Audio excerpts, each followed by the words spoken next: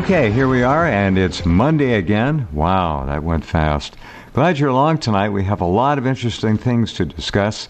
And I think one of the most fascinating aspects of this whole QAnon thing is how it is being orchestrated and run. Is it AI? Maybe. This is a very, very sophisticated project. It's a psyop of the first magnitude. I'm not sure what the goal is. Is it to try to rebuild and solidify Trump's rather tattered base? Is it to keep the sheep divided? Maybe. That's usually the general rule of thumb when you look at what the intel and deep state people are doing. Divide them, conquer them, control them. All right. Well, the interesting story of the day is that the mainstream media has begun to announce and discuss QAnon people at Trump rallies. Trump apparently is making a number of personal appearances, rallies, to try to pull his base back together. And you're beginning to see people holding up the letter Q, made from cardboard, paper, and so forth, with the American flag on it. There are many different aspects to this. We're going to talk about them this hour, and I thought I'd invite Gary Holland on, because Gary doesn't miss much of anything. He's right there. Welcome back, Gary. How are you? Good evening, Jeff. How's it going this evening? Crazy stuff out there. I mean, here it is. Anonymous vows to take down and expose QAnon. All right, this is a backslapper. This is absolutely hilarious. This is like, and we'll talk more about this is like World Wrestling, WWE. This is showbiz, right? This is the creep show. This is the sideshow. This is the 5-ring circus, and it's getting nuttier all the time. Anonymous and QAnon clearly wouldn't have any access to anything if they weren't involved with the deep state or the international Zionist globalist banking cartel, which runs everything through its retail storefront, otherwise known as the Zionist racist state of Israel, right? Where they have their troll teams and troll academies in Haifa, Tel Aviv. This is all being run primarily through Israel. And remember, all of our collected intelligence goes to Israel before it comes back to the CIA and the DIA and any other intelligence firm and operative that you'd want. It's filtered through Israel, and then it's turned over to American intelligence. And that's a fact. We've covered it here for a long time. So, my friend, Anonymous vows to take down and expose QAnon. You have to laugh. Yeah, it's a political event with a scripted ending. It's these both Anonymous and QAnon obviously are intel creations. That's what they are. It's 100% intel. You just by the way they come and go. It's a tool. You know, it's a tool they use. It's like a tool you take out, and when you don't need it, you put it back in the box. Right. And that's exactly what this is. And it's all originating out of Tel Aviv and Haifa. Anonymous. That's exactly where the troll rooms start out of. The tool called Anonymous was actually back in the toolbox for several months. We haven't heard much about it. Now it's time, and they roll them out. But before we talk about Anonymous, all of a sudden, the mainstream media is noting that at the Donald Trump rallies, QAnon signs and placards and people wearing Q T-shirts are showing up. So what happens when the mainstream media acknowledges the existence of something? It becomes, quote, real. That's what happens. So that was a big move to try to make QAnon appear to be more credible than it isn't. But anyway, it's wild. Go ahead. And they started rolling out them articles about QAnon this weekend. And then just like clockwork on Monday, they have Anonymous now, which is funny because they're called Anonymous, and they're supposed to be anonymous hackers, some collective, I guess. But they got the story, the Hill website, got the story from the Anonymous's reliable Twitter feed. Well, if they're anonymous, what are they using Twitter for? Good question. Yeah. And so then they release the story that they're going to get QAnon. And then the matchup begins. The Anonymous versus, QAnon. And it's like wrestling. It's just like wrestling. It's wrestling. Exactly. Wrestling always says, look, they've always admitted they're sports entertainment. Wrestling never gave this impression that they're real. They've always said, hey, we're a sporting event with a scripted ending. And that's what this is a political event with a scripted ending. And whatever that scripted ending is, I don't know yet. We'll know. We'll see when this plays out. Because it always plays out. They got to create a movement. See, if you create the image of a grass, which is AstroTurf, but if it feels like a grass, roots movement, they control it from beginning to end. So, that's the created opposition, of course. A controlled opposition on one end, controlled opposition on the other. Antifa is just like Antifa. It's just another group that's 100% controlled by George Soros. It's Zionist-backed, 1,000%. There's pictures of Antifa with their masks on, but then they doxed a lot of these people, and come to find out, a lot of these guys are traveling around the country protesting here and there, and they're just traveling protesters, getting paid, and they're on the dole, they're on income. They use the same people, and of course they have useful idiots they get the local useful idiots that buy into the cause, but always the ones who are the provocateurs are on the payroll. And who it's more than just George Soros payroll, it's also Intel payroll. Because CIA has done this for years in other countries, by the way. You know that yourself. Mossad's done this in other countries. Forever. They started to have these. Remember the Arab Spring? That was the most bull crap. Anything that anyone could ever imagine. The Arab Spring was just a setup job, just like this is the spring or summer, whatever the label they're going to give it. QAnon, Anonymous, all these labels, and it's all just it's factory made. And spoon-fed to the sheep, and they just buy into it, and that's exactly what's going on here. It's sad in a way when you think about it that it's very hard for people, and I'm not talking about all of you out there, because most of you out there, not all of you, and I'll repeat this, I don't necessarily want anyone to agree with me on anything. I just want you to listen, think about it, make your own decisions. The people involved with QAnon, as you know from Bernard Grover, wonderful articles he's written, are followers, all right? Religious acolytes are followers. Disciples are followers. QAnon people are taking their information drops and running with them. And they don't have to be encouraged. They're on the inside. They think they're actually getting some. If there was someone on the inside who was leaking information that in any way, shape, or form was posing a danger to the international Zionist banking cartel that runs the planet, that person would be dead meat in a minute, gone. In that person, there is no person. But if there were a person in there, that person would be found out instantaneously. You got to understand, nothing is as it seems. It's all being run as a troll operation. And the sheep are, now we've got the anonymous sheep and the QAnon sheep. They're squaring off against each other. You'll watch how they're going to play this out. But bigger than that, though, to me, was the validation, the certification, the credibility given to QAnon when it simply was noticed and mentioned by the mainstream media, which doesn't do anything by happenstance. It's all directed. You got 6 corporations that control and operate 95+% of the mainstream media. That mention of QAnon and showing placards at the Trump rally was no accident. It's all a chess game. But it isn't 4D chess being played by Trump. It's a chess game being played against us. Yeah, it's a one-sided chess game, because how can you play chess when all the pieces are on one side of the board? You got it. You have no control in this. There is no. Look, the people. I talked to some people today. These delusional people. They're running around the parking lot. These dim-witted Democrats trying to sign people up to vote.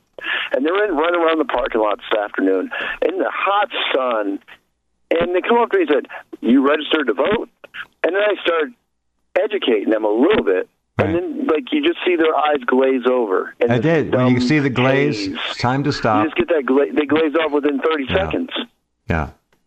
I said, first of all, I laugh at them. And that's the only thing you can really do. And you laugh, and then at least when you start laughing, they ask, "Well, why are you laughing?" Right. And so you kind of open their mind a little bit. They at least are wondering why you're laughing. And then you say, "Well, why are you worried about that when you have illegal aliens flooding in the country?" I said, "You got worse than that. We have illegal aliens flooding into the country, but we have Middle Eastern Arabs and Sub-Saharan Stone Age Black Africans being brought in here with full intent by the Trump administration." Yes, by the Trump administration, through the United Nations Refugee Resettlement Program, which he could stop with a damn phone call. And those people, there's 150,000 of them in Minneapolis. Ask some people in Minneapolis how they feel about 150,000 Stone Age sub-animals in their city. Ask them, and you'll find out real quick. Matter of fact, I know someone from Minnesota, from Minneapolis area. Right.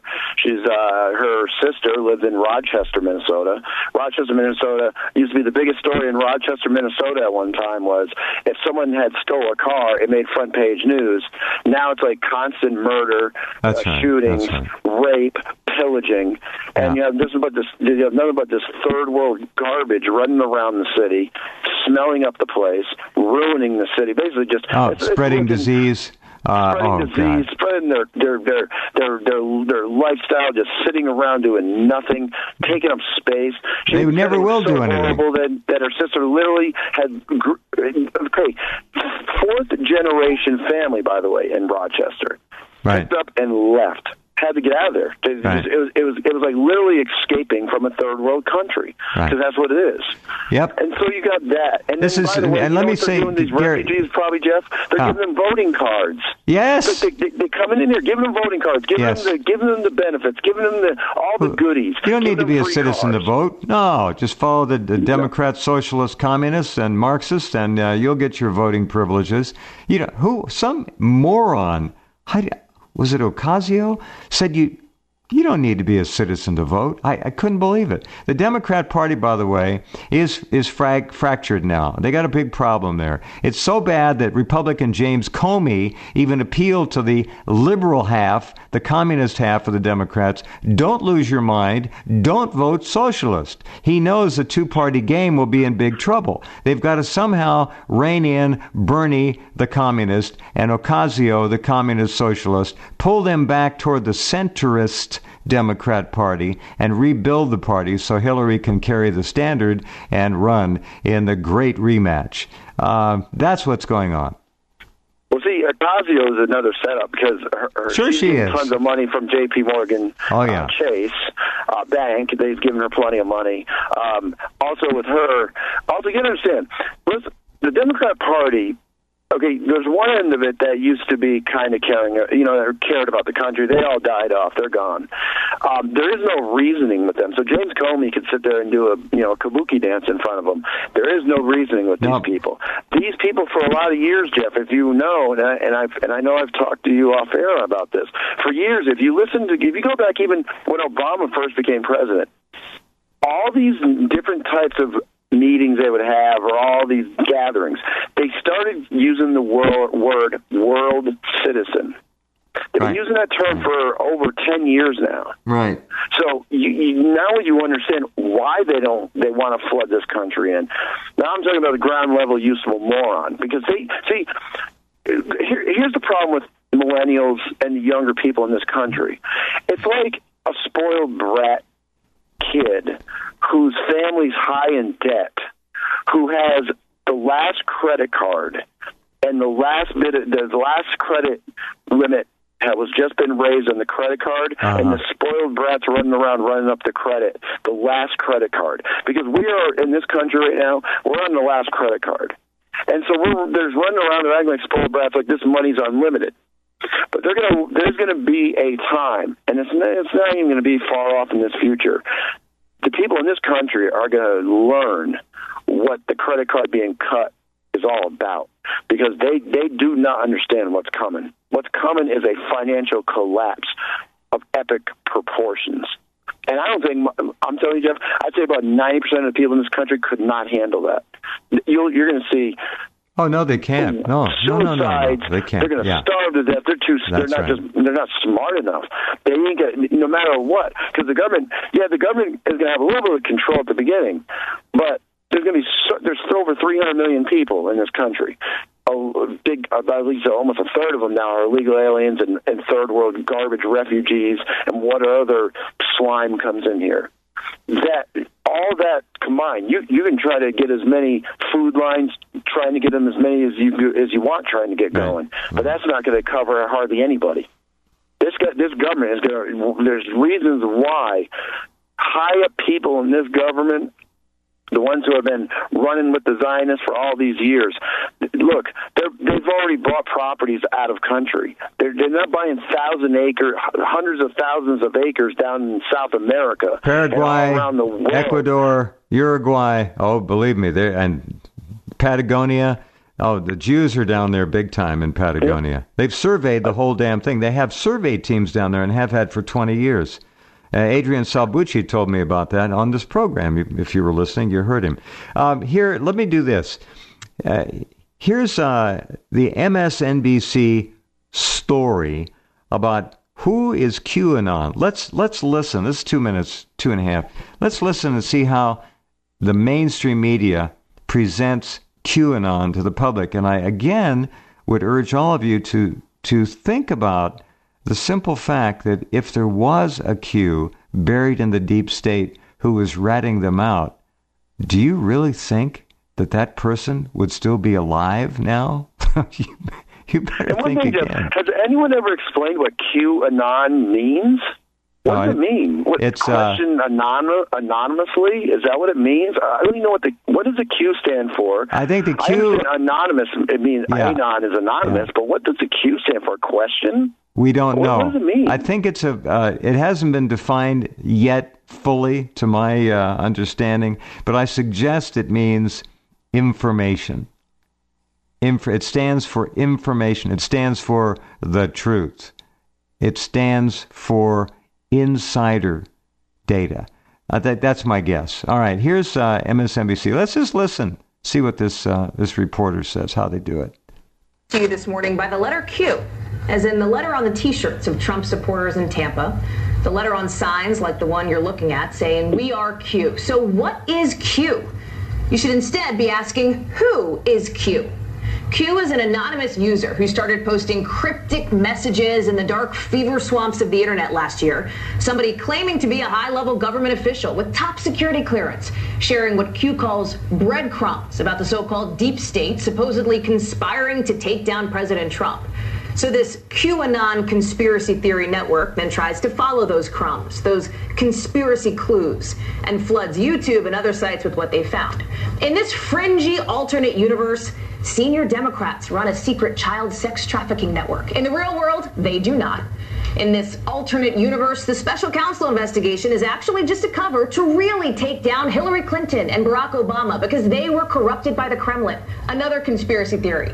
And the hot topic right now for QAnon, that the military convinced Donald Trump to run for president in 2016, part of a long game, so the president and his military allies can now take down the deep state. All right, I'll stop there just for a minute. This is exact formula, the way they're laying this out. And you listen to her elitism in her voice and her dismissal. Yeah. I'm not saying she shouldn't dismiss it, but this is WWE. This is wrestling. This is showbiz. You got to understand that. This is the first shot in the Q showbiz, and they'll bring Anonymous into it as well. All right, a comment, Gary, and I'm going to go back to this. And right now, see the mainstream media again. You guys see what they're doing. It's making anybody see. Q is a great straw man for anybody who questions what's going on with Pizzagate and all these different, what they call conspiracies. They're not conspiracies. They're reality. But you see what she did? If you believe in anything like that, you're in an alternate universe. In reality, everything's just fine. Don't worry about it. She's doing is brooming away any honest comprehension of how bad things really are. And QAnon is the straw man that they use to tear up and to tear it down. That's what it is. And so if you question anything, all of a sudden you're just one of them QAnon cult followers. See, it's a straw man. That's right. No, very good. All right, let's go back to, this woman is named Haley Jackson, MSNBC. See, here's the thing. The difference today is that these fringe theories ricocheting off the shadowy corners of the internet are now starting to see the light of day. Like Q supporters showing up at rallies like last night's. More traction after some famous faces. Roseanne Barr, Curt Schilling, the former major leaguer, brought up some of these conspiracies online. I want to bring in now NBC's Ben Collins. Alexi and Sahil are back with me as well. So, Ben, you have been owning a lot of the reporting on QAnon. The Washington Post puts it this way, quote, what Tuesday's rally in Tampa made apparent is that devotees of these falsehoods, some of which are specific to faith in the president, others garden variety. Yes, she is quoting and reading from the Washington Post. All right. MSNBC, now when I'm at the gym, I see them. The only people they have on is the Jewish-controlled New York Times, Amazon Jewish-controlled Washington Post, Jewish-controlled Tribune Los Angeles Times, Chicago Sun-Times. That's only people they put on there. They don't put no one else. And they have these, like Max Boot, an insane man. You just look at the face of Max Boot, that represents insanity. Right. Don't forget also at the evil face of his. It's just disgusting. MSNBC is not a news channel. And here's the stat I'll repeat for a third time. Somebody did a tally. 520 plus stories about Stormy Daniels and Donald Trump. 0 stories about the Saudi Arabian butchery of Yemen and its people. Not one. So that's not journalism. All right, here we go. Back to this, 2/3 done now. Nonsense with racist and anti-Semitic undertones don't just exist in the far... There it is. Anti-Semitic undertones. Get it? Now, that's from the Washington Post. Here, I'll read this again. What Tuesday's rally in Tampa made apparent is that devotees of these falsehoods, some of which are specific to faith in the president, others garden variety nonsense with racist and anti-Semitic undertones, don't just exist in the far reaches of the web. Reaches of the web. Talk through how prevalent, how widespread this is or is not. Yeah, we're talking videos with hundreds of thousands of views, probably millions of people believing in this, and you saw it last night at that Tampa rally for Donald Trump. This is showing up everywhere, and it's showing up on Amazon.com. Like, you can buy Q merchandise on Amazon.com. Until last month, until we alerted Apple, the number 10 paid app on the App Store, amongst like Minecraft and things your kids would see, was a Q Drops app. And again, this is bananas stuff. This is stuff like, Hillary Clinton is like mixing baby blood into cement, like totally bananas, off the chart stuff. But people really believe this stuff, and it's because the platform just let it go unchecked. Thank you for checking out our YouTube channel. Okay, so the battle lines are drawn here, all right? You got the left, liberal, communist, socialist media now is firmly putting QAnon in its crosshairs. All right, so there's part of the game. All right, we got to take a break here. Hang on, we'll come right back with Gary as we continue our survey of some of the latest in the wrestling entertainment marathon that's just begun. Hang on.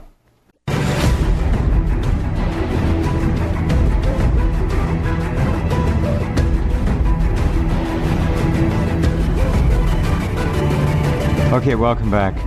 Real quickly, don't forget the Mossad motto by way of deception. Deception. Now, this mainstream media recognition, validation, because it's on TV, it must be real, is interesting because even the mainstream media now is confusing. Remember, out of chaos comes order. I don't know the Latin on that, but anyway, divide and conquer. All right, chaos then order. What's going on here is, you heard MSNBC, there are a lot of people who feel that QAnon has direct ties to Trump. Some people actually have said that they think it may be Trump running this whole thing, directly or indirectly. Now listen to PBS the PBS NewsHour and how they handled the QAnon issue. Also in the crowd last night, people who believe in the QAnon conspiracy theory. QAnon claims that a shadowy cabal within the U.S. government is at war with President Trump, and that the president will soon purge the country of these enemies. Now, Gary, that's not what I hear. Is Trump at war with Q? No. Oh, how would that possibly be? Because what the whole theory with QAnon is that he's high up in the Trump administration, right. and Trump's paying 7D chest, 4D chest, whatever. Got thousands of warrants, 45,000 sealed indictments. Yeah, sealed indictments. Everyone's going to be locked up. Pizzagate's going to blow right up, and they're going to arrest Hillary Clinton. They're going to arrest Barack Obama. Every administration, the last administration officials are all going to be arrested. And this is all, they're all going to be in jail, but it's done being on the down low, and everything's being hush-hush right now. But you wait and see. Yeah. And that's really what the whole theory behind this QAnon. All right. Well, I wrote to Bernard. Bernard will be back on Friday. Bernard Grover. He's written some very acerbic and perceptive pieces on this whole QAnon psyop, which is what it is. And by the way, Jeff, the best research on QAnon is Bernard, because there's no one else out there who's done that. Took the time to actually sit and do some research. Now, like with some woman on MSNBC with a fake, phony voice. With her, her DJ voice, that everyone on that network has, with her silliness and with her, It is a Amazon. DJ voice. You got it. It is. That's what it is. Interesting. And if you listen to any of the NBC hosts, they have this DJ voice, and so that's what they use. And it's like it's fake, and it's all hype, like showbiz entertainment tonight. It's a creep show. It's a freak show, as Gerald would say. Yeah, exactly. Yeah. All right. Here's just a little bit more of PBS.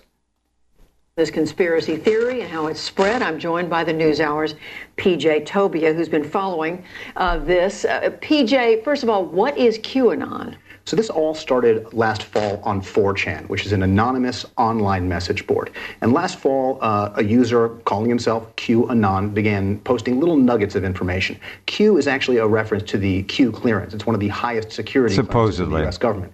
Q claims to be highly placed in the government and has visibility into a kind of conspiracy of globalists, a permanent criminal government that's been running the U.S. government for decades. This, of course, includes the Clintons, the Obamas, the financier George Soros, and many, many others. The conspiracy goes on to posit that President Trump will team up with the U.S. military and crush this cabal by throwing them all in jail, starting with Hillary Clinton. Do they have it? So he just reversed what the anchor woman said, that Trump is basically on the side of Q.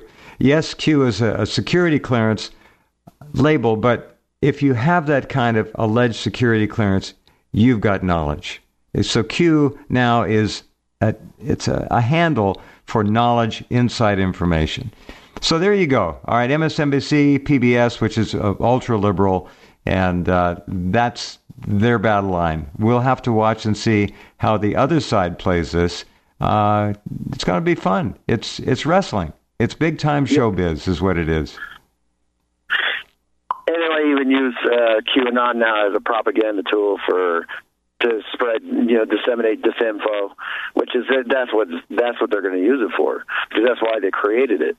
It's a disinfo campaign. So it was anonymous. There are just all these disinfo campaigns, and people fall for it every time. Well, some of the people fall for it. The majority of the American public doesn't even know any. 40% of the American public that was surveyed didn't even know any of the first parts of the First Amendment. So they don't even know what QAnon even or anonymous. They know nothing about any of this stuff. You know how dumb some of these news people are? MSNBC, their top Russia expert, actually thought Vladimir Putin was the director of the KGB. They just don't have the wisdom or the knowledge. None of them. It's showbiz. Just don't ever forget that. So yeah, there we they're are. just talking dummies. They're just whatever they're told on the teleprompter to say is what they say. There is no thought. You know, all they're worried about, they get off the air, they go to their cocaine parties, whatever they do. They go to whatever they do. They jump in the limo. They go to the high rise up in Midtown Manhattan. That's all they know. They know fun. They know whatever. You know, they're just system people. They don't really have there's no brain in their head. And then, yeah, there is some on like Anderson, Vanderbilt. Yeah. And he's CIA. He's been CIA, yeah. and he was born into the Vanderbilt family. So you got that, and you got Cuomo on there, who's basically a political dynasty in New York, and he's just another again an intel tool. You have either that, and Wolf Blitzer, Israeli, is Mossad, and you just go on and on. Then you have like the dummies that are just speaking roles, and they're just a face to look at, like that woman there with her DJ voice, and then there's just them fake and phony type.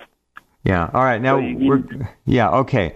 I think we've kind of laid this out. Bernard will be here Friday. I'm sure he'll have another essay out in a day or two. You can find all of his essays at Rense. Look on the left-hand side under columnists, and you'll find Bernard Grover.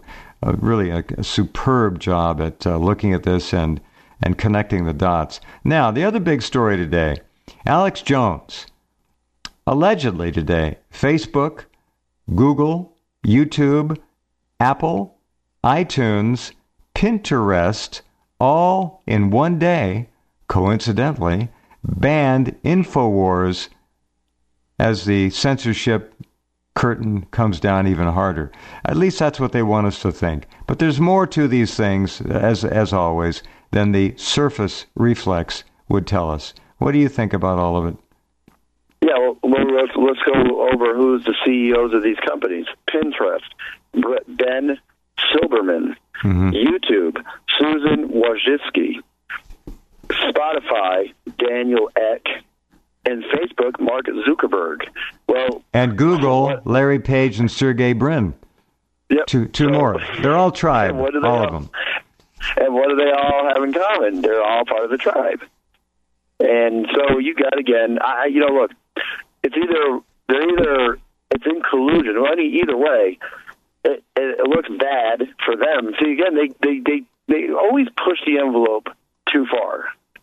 And right now, this is looking more and more like, it could be set up, and whatever they were trying to do with this, it's actually probably blown up in their face, because people are starting to say, wait a minute, you guys are colluding together. It's not a coincidence that all of you came out on a Monday morning and banned this guy, and banned everything. Shut the site down, everything else. And they all came out at the same time. So it's starting to look more like collusion. And that's called a monopoly. Yes, and it is. Why there's not antitrust suits being brought against Google, YouTube, which, by the way, Google is YouTube because they own YouTube. Pinterest is owned by Facebook. So you look at what's going on, all these different companies, okay, really are under one big umbrella, and they really should have antitrust brought against them. You bet. Because one thing is they're using the Internet, which is a U.S. government public creation. They use public money to create the Internet. And yet, how did it morph into completely a private controlled enterprise, which is what it is now? Yeah. How did that happen? Very interesting. Well, we already know, because you already know how... Bobby Ray Inman was one of the people... Remember, he was Intel, maybe still is. Bobby Ray Inman, and SAIC was involved with the original domain registration business for the Internet. SAIC backwards is CIA's. That's what it was. Yep. It was a CIA op. They laugh. They just kind of toss it in our faces. So look, this was all a government thing, and yet it ends up being owned and outright operated by the tribe. No, yeah, and just coincidence, just like our currency, same thing. Right. Started out as a public domain, turned into a private enterprise. Just like everything, it's another private enterprise. But ultimately, it was started and funded originally. The original startup was our public money. So then that could be fallen under Telecommunications Act.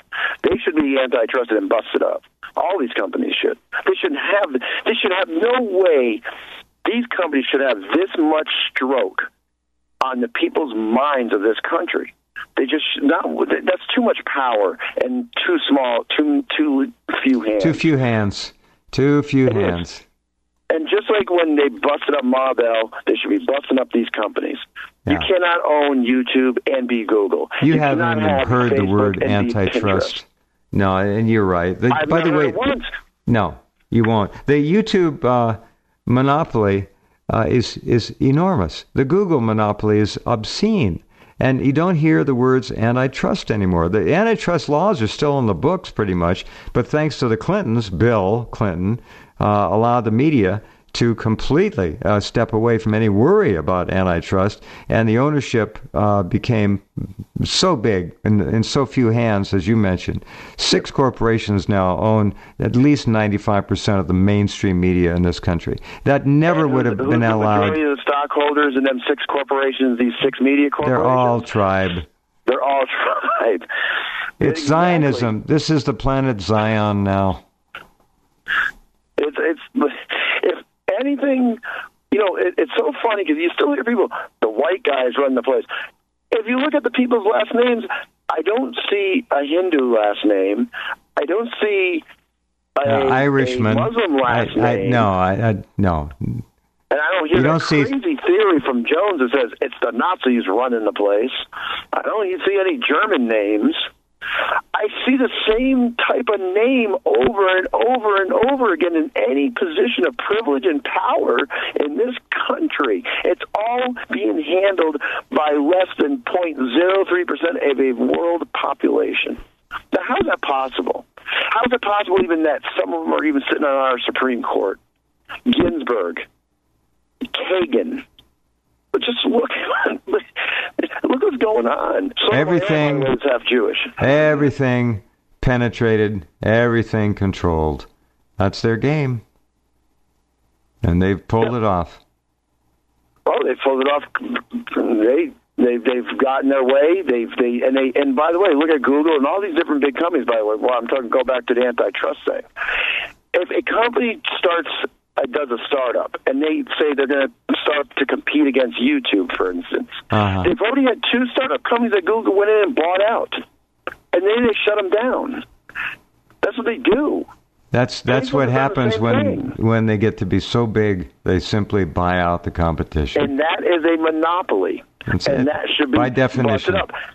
And you think Trump? By the way, again, if someone thinks Trump is going to be battling the good fight, he just recently threatened, I think, the EU with sanctions and tariffs because they're picking on a great American company called Google. He said it himself. He is. He's probably the most overt Zionist president that I've ever seen. Even Obama gave the Jews fits sometimes, but not Trump. He's increasing military aid to them. But I ran that story yesterday. They're going to get more military aid from us now. Hey, all their money comes from us. Oh, well, the trillion, who knows, 2 trillion since 1948. And that aid, by the way, that aid is actually also aiding in the genocide of the Palestinian people. Sure it is. That's what it is. It's like anyone who votes for any Israeli military aid has Palestinian blood on their hands. Period. There is no ifs, ands, or buts about it. You are favoring genocide. That's what you do. That's what you are. Bernie Sanders, all these idiot Bernie Sanders followers. He's such a great guy. There's not one time that an Israeli military aid package that came up in front of him, he voted no on. Never happened. He has Palestinian blood on his hands up to his neck. Men, women, children. Yeah, absolutely.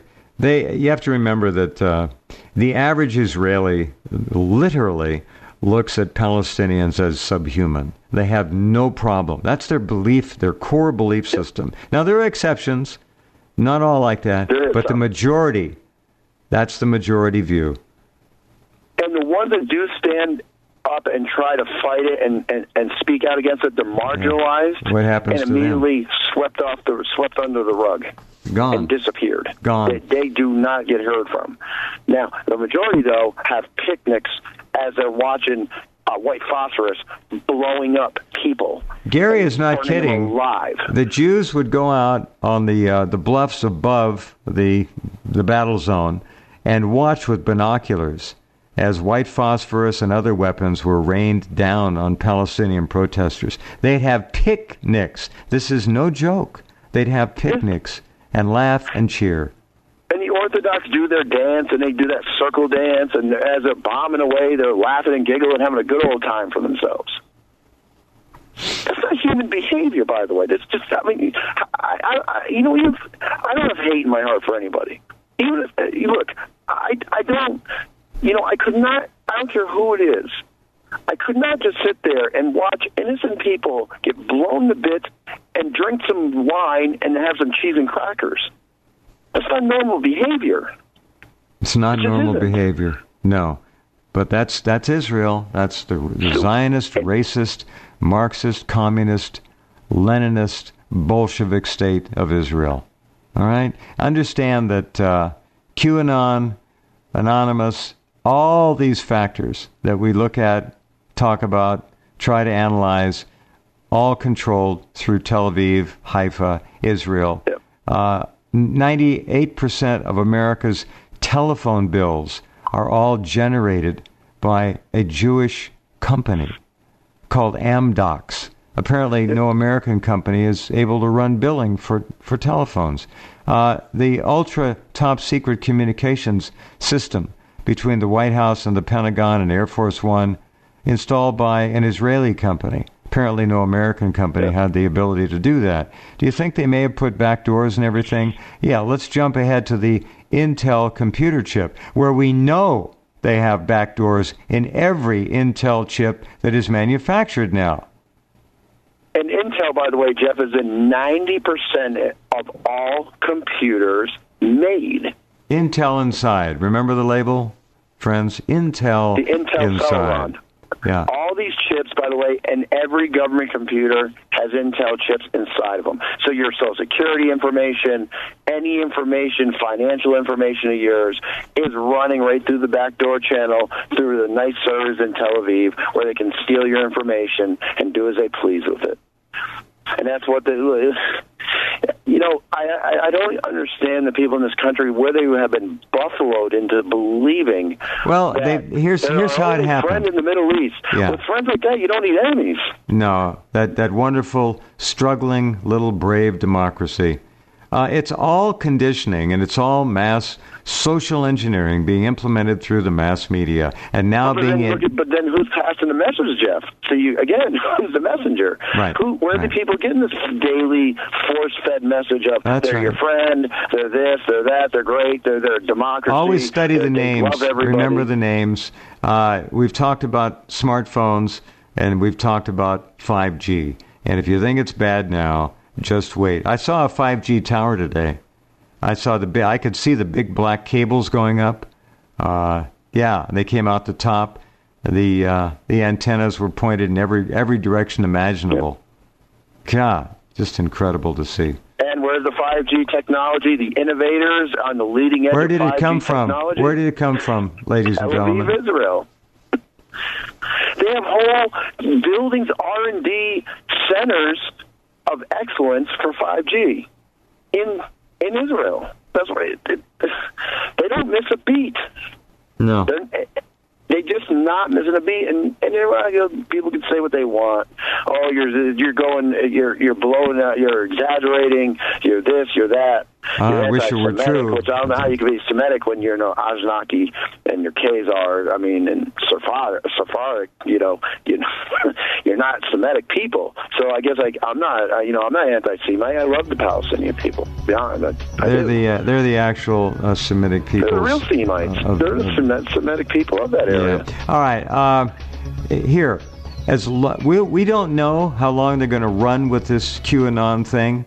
But it has all the potential, according to Bernard Grover's really extraordinary analyses, it has all the potential to become a political religio movement that will take on tremendous numbers of acolytes and disciples. It's just getting going, even though it's been around since last fall. Watch and see what happens. Watch and see. Maybe they'll pull the plug on it next week. It doesn't matter. There'll be something else coming along right behind it. They are 10 steps ahead of us at all times. Oh, this has been a carefully created and a nice, slow rollout. Very sophisticated, very clever. Very sophisticated, very clever rollout. Now it's starting to gain traction. This is what the plan's been all along. Next thing you know, you're going to start seeing the merchandise come out, the T-shirts, they already have mugs.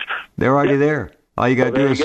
Oh, no, they've got a whole line of T-shirts. Look, just do QAnon T-shirts for fun, or QAnon merchandise, and you'll see it. It's all there. All right, Gary, thanks for the time. A final comment on Jones and Mike Adams and being kicked off. Wait and see. There'll be such an uproar, they'll probably reinstate him. But if nothing else, this is a very... Remember what the old Jewish guy said once? There's no such thing as bad publicity. And he's right. There'll be a lot of people flooding to his site and buying the whatever products he has that's floating him out. But what the thing is, see, again, Jones is another, just like QAnon, is another straw man, because what they do is the legitimate people like your site, like different people on the network, and people who are doing legitimate research out on the internet get lumped in with him. And see, what they do is they use him as the straw man, and then everybody else goes right along, gets torn right down right along with him. Then they'll rebuild him back up and put him back on. But the people that legitimately were taken off, who were doing legitimate research, will never come back on. That's the voices they're going to be. That's really who they want to squash and silence. That's the ones, and they're never coming back. You can guarantee it. Okay. That's going to happen. Yeah. Gary, thanks. We'll keep watching. Take care. You have a good evening, Jeff. Thank you. Gary Holland. All right, we'll be right back with hour number 2 in just a minute.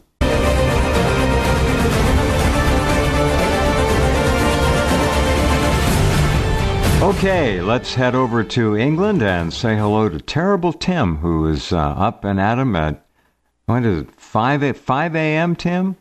4 a.m.? I think it's 4. All right. How are you? Me, I'm okay, Jeff. How are you? I'm still here. Glad to talk to you as always. We had an interesting story about Britney Spears today. Did you happen to see that one? No. Let me find this real quick here. Britney Spears, who at one time appeared to be perhaps en route to upsetting Madonna, right? Yeah. As the queen, wasn't Britney kind of looking like she was huge front runner? Yeah. All right. Britney Spears had a nightmare on stage at Brighton Pride, when she forgot where she was and had to ask a backup dancer. The 36-year-old pop princess fronted the celebrations at the seaside town of Brighton, Preston Park, after leaving the U.S. to embark on her UK tour. But midway through her performance, right in the middle, she turned to a dancer and said, "Where are we?" They replied to her, "Brighton Pride." And Brit shouted to the crowds, Brittany, not Brit, Brittany shouted, "What's up, Brighton Pride?" So her senior moment, they call it, went viral on Twitter, though many of her fans didn't seem to mind at all, and instead rushed to defend the, quote, toxic, end quote, singer. One wrote on Twitter, "Oh my God, I love her." Another said, "It's hard for Americans. They think the whole island is London." And a third tweeted, "Had an amazing day at Brighton Pride yesterday, and Brittany was good. The extremely poor train service at the end left a sour note for the day, however." Well, Tim, how did you miss Brittany in Brighton? I I was down the beach, Jeff. It was too hot to be up Preston Park. It was boiling. I see. So I was down the beach working on my tan. I see. All right. Well, we had a good, I think it was 500,000 gay people celebrating their pride to be gay. Because I told you, Brighton is the gay capital of Europe. So Brighton Pride, is that gay pride? Is that what we're... Yeah. Oh, yeah. I see. The city is then inundated with gay people from around Europe. I see. And then we have this big parade of vehicles and people dress up, and they then drink huge amounts of alcohol and snort poppers and drugs and generally get out of their minds. So by about 3 o'clock in the afternoon, we've got large numbers of people totally inebriated. Mm-hmm. So you can imagine by 10 o'clock at night, you've got hordes of paralytic people. It's complete Sodom and Gomorrah, Jeff, if you read your Bible. Sodom, Gomorrah, and Brighton. I see. Yeah. And Brittany, of course, was lip syncing. She couldn't be trusted. Oh, really? Yeah. She couldn't be trusted to sing because if she can't remember where she is, then there's no chance of her remembering her own lyrics. Remember, she had a complete mental breakdown. Yeah. And she's not the only one. Katy Perry had a breakdown too. Yeah, she had to go off to a clinic in California for somewhere. I don't know. She called it situational depression. She was she's so depressed she couldn't even sing some of her own songs. But back to Brittany, her affairs are being handled by her father because after she was after she went doolally, she couldn't be trusted with her own affairs. So her father now is the one that signs all of the forms and is her legal guardian because she's not fit and capable of running her own affairs. Right. So she's gone. She's gone doolally. And Katy Perry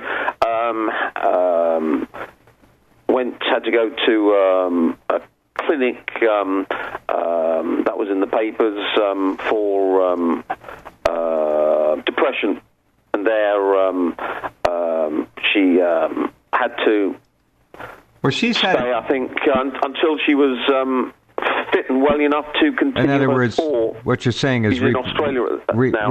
Reprogrammed. Reprogrammed, that's it, exactly.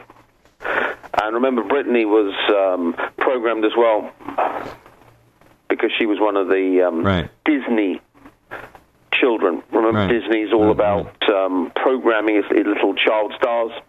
Another Disney person's Ariana Grande, and another one is...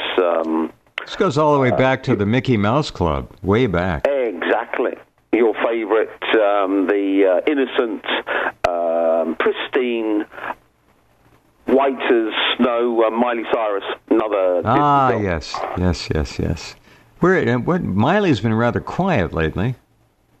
Yeah, Miley's... let's see what Miley's up to here. Hold on.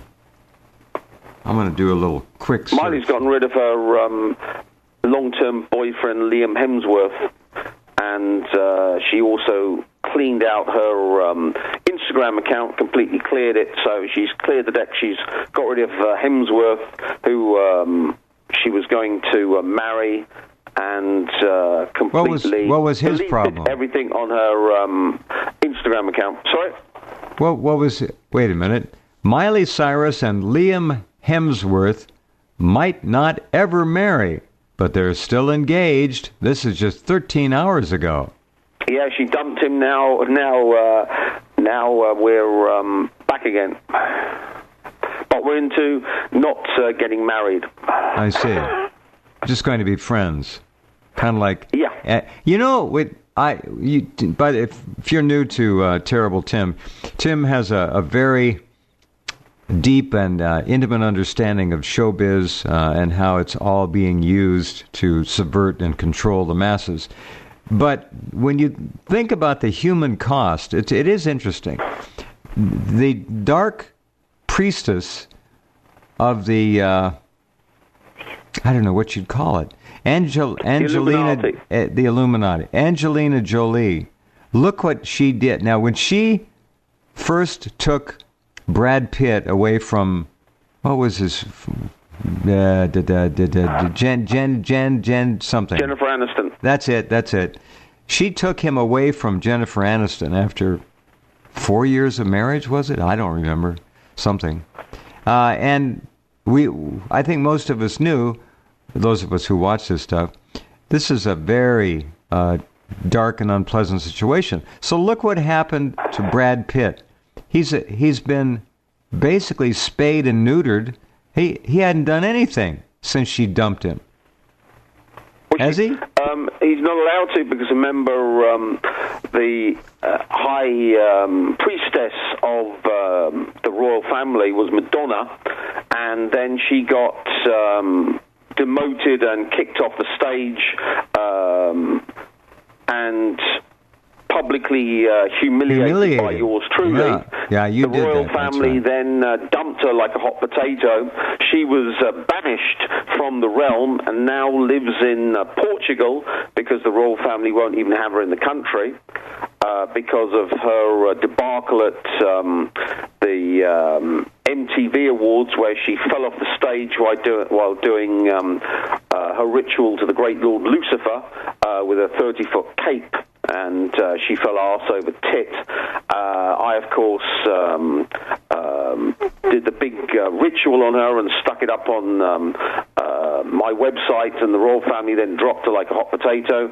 So they had to have a new high priestess for all their rituals. Right. So, of course, Angelina Jolie was put into place with the two lesbians who are her permanent companions.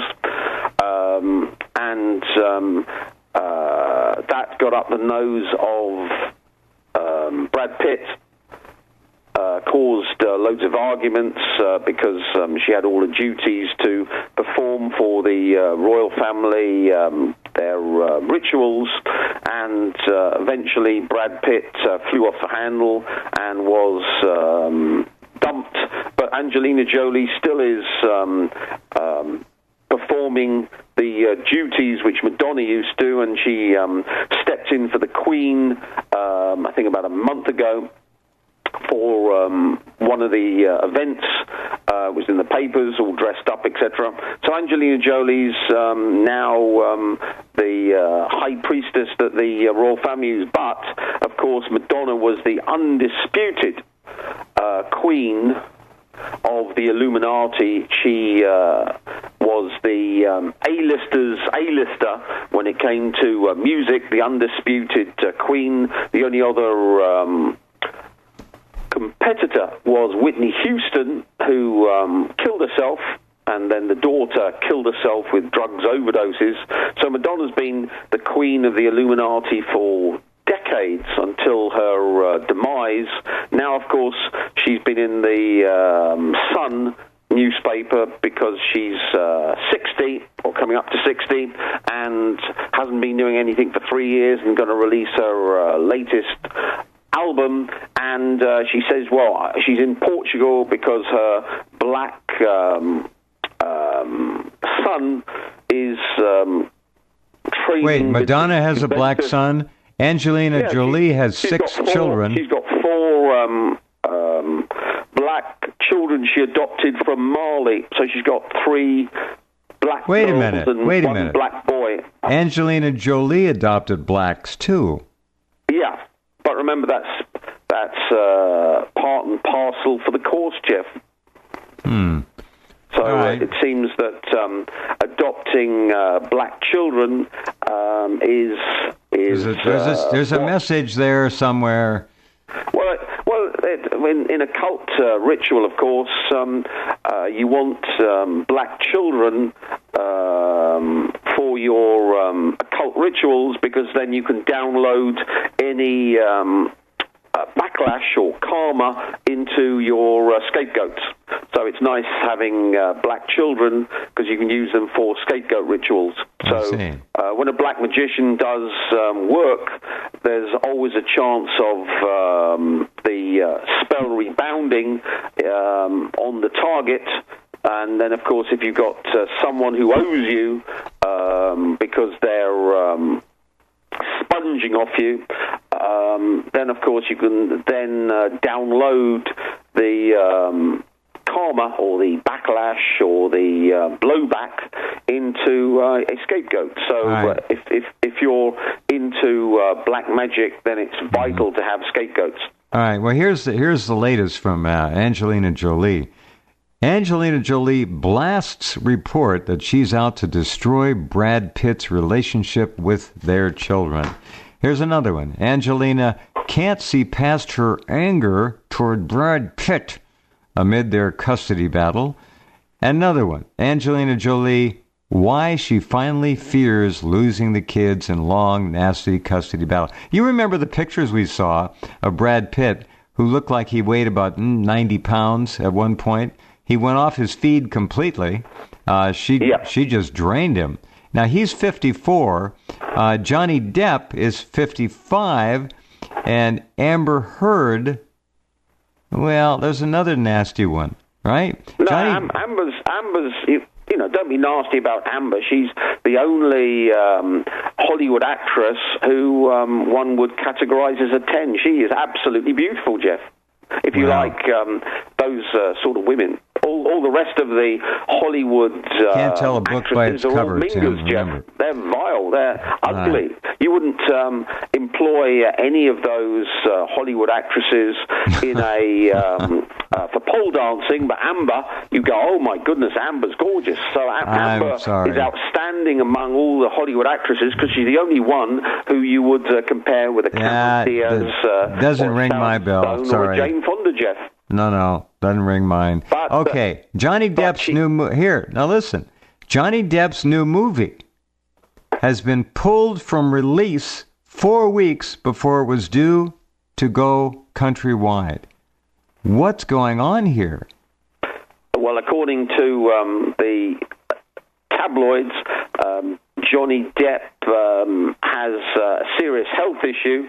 So if you look at pictures of him, he looks like he's got hepatitis C or AIDS, and has lost his cherubic good looks.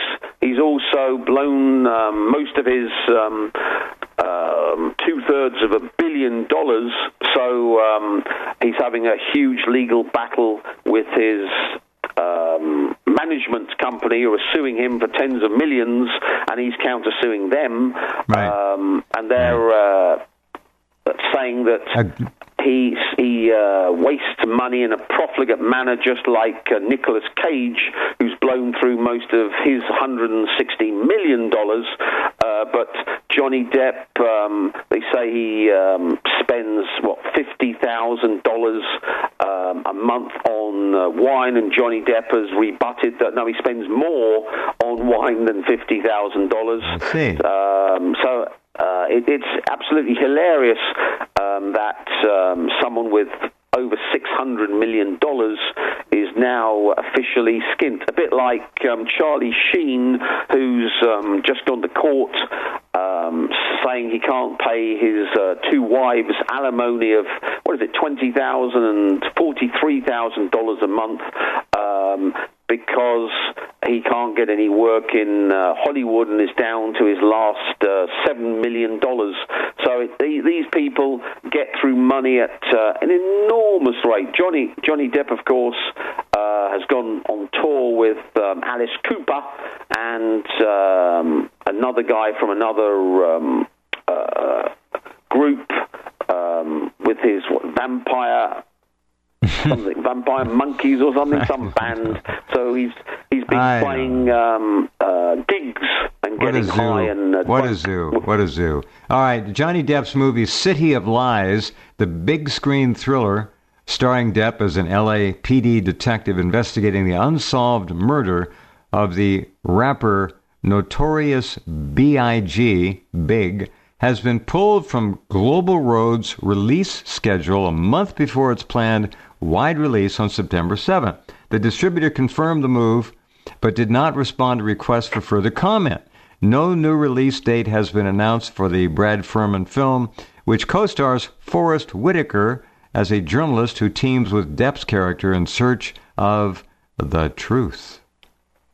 Well, he doesn't look as cherubic as he used to. You're right. No, he's starting to look. He's not aging well. Too much. It's called dissipation. Exactly. When you're having huge quantities of alcohol and drugs, and not sleep, not looking after yourself, etc. While Amber is going from strength to strength, looking absolutely gorgeous, and she seems to be shoehorned in for the parts that Angelina Jolie used to have as the action figure, because Angelina Jolie was the kick-ass female in Hollywood, and in her heyday was absolutely gorgeous with enormous bazonkas and running around kicking ass left, right and centre. Now, of course, she's got her duties with the royal family, so spends a lot of her time in the UK. So it's amazing that Illuminati ritual is so important for the royal family, and of course the Rothschilds are getting the absolute shit kicked out of them by yours truly, because I'm putting up video after video about using Illuminati rituals to damage and kill the Rothschilds. So that hasn't promoted their esteem among the rest of the Illuminati. So if you look online, you'll be seeing yours truly doing video after video using occult ritual, paranormal technology, the Illuminati Grail system, Brighton, etc., to damage and basically harm the Rothschilds. So I'm really amazed that these videos are still available to the public, Jeff. So you can see things aren't going the way of the former rulers of the Illuminati, the Rothschilds, who said they got a hotline to the great Lord Lucifer, and they said they'd crush me like a flea and my ramblings would have no effect on reality. And of course the High Queen of the Illuminati place is now open, because remember the Illuminati Queen was Madonna and she was undisputed. So now we've got a battle to see who's going to be the new Illuminati Queen. And of course, Miley was the replacement for Madonna when she got too old. I thought Madonna was too old already. So Miley is keeping herself unmarried and without children until it's decided definitely who's going to take over from Madonna, because remember, Angelina Jolie is just a stopgap, a replacement for the rituals, but all of the Illuminati are awaiting who's going to become the queen and have the bloodline of the Illuminati. Well, it's got to be Miley Cyrus, right? I would posit Miley is the choice of all the Illuminati. Rihanna, of course, is also the Illuminati, but there's one big thing against the Illuminati in general are white families, the Rockefellers, the Rothschilds, the royal family, all of the black nobles of Europe, and they do have a problem with black people. So Rihanna has that problem, so she almost certainly will never be the queen of the Illuminati unless, of course, she marries the king of the Illuminati. And then, of course, we've got Katy Perry, who's gone completely balmy and had to go into therapy, who's still going out. She had several psychic... F-Tard Bloom, and not even the most idiotic of the Illuminati is going to say that Perry, married to Bloom, is going to have the bloodline of the ultimate bloodline of the Illuminati. Because remember, Bloom can't even get an A-list gig not anymore. In Hollywood. He's Hold on, Tim. We have to pause. We'll come right back. We have stories from North Korea here. Interesting things going on there. Yesterday, it was admitted by Pompeo that U.S. sanctions aren't working as they should. They're being broken right and left. This is no surprise to any of you who've been listening to us try and help you understand, all of us understand together what's going on there. And what's going on there is Kim 10, Trump 0. It was a wipeout. Here's another one that's interesting. North Korean scientists attempt to clone humans. Now, this is from the Daily Star, another great bastion of journalism from the UK. But I got to take a look at this story here. This might be of interest to Tim. North Korean scientists attempting to clone humans for Kim's super army. Interesting. Now, why does this Daily Star page go into a gray overcast? They won't let me look at it. I guess I have to buy something. Here. Dictator Kim Jong-un wants to create an army of super soldiers who will obey his every command. Well, not exactly journalism, is it? Genetic scientists have spent billions on a secret cloning program started by Kim's grandfather more than 30 years ago. Now intelligence experts believe the 35-year-old tyrant wants to create perfect copies of both his father, Kim Jong-il, grandfather, Kim Il-sung, the founder of the modern state, and other family members, which just might include himself. MI6 allegedly believes the secretive communist state has already cloned cats, dogs, and horses and has been experimenting on human embryos for at least 10 years. True or false? Well, South Korea's the place to go to if you want to clone your dog. So no, they'll eat them. You don't want to get your dog. They'll eat your dog. If you've got $60,000, you can have your dog cloned, and people are already having their dogs cloned after they've died.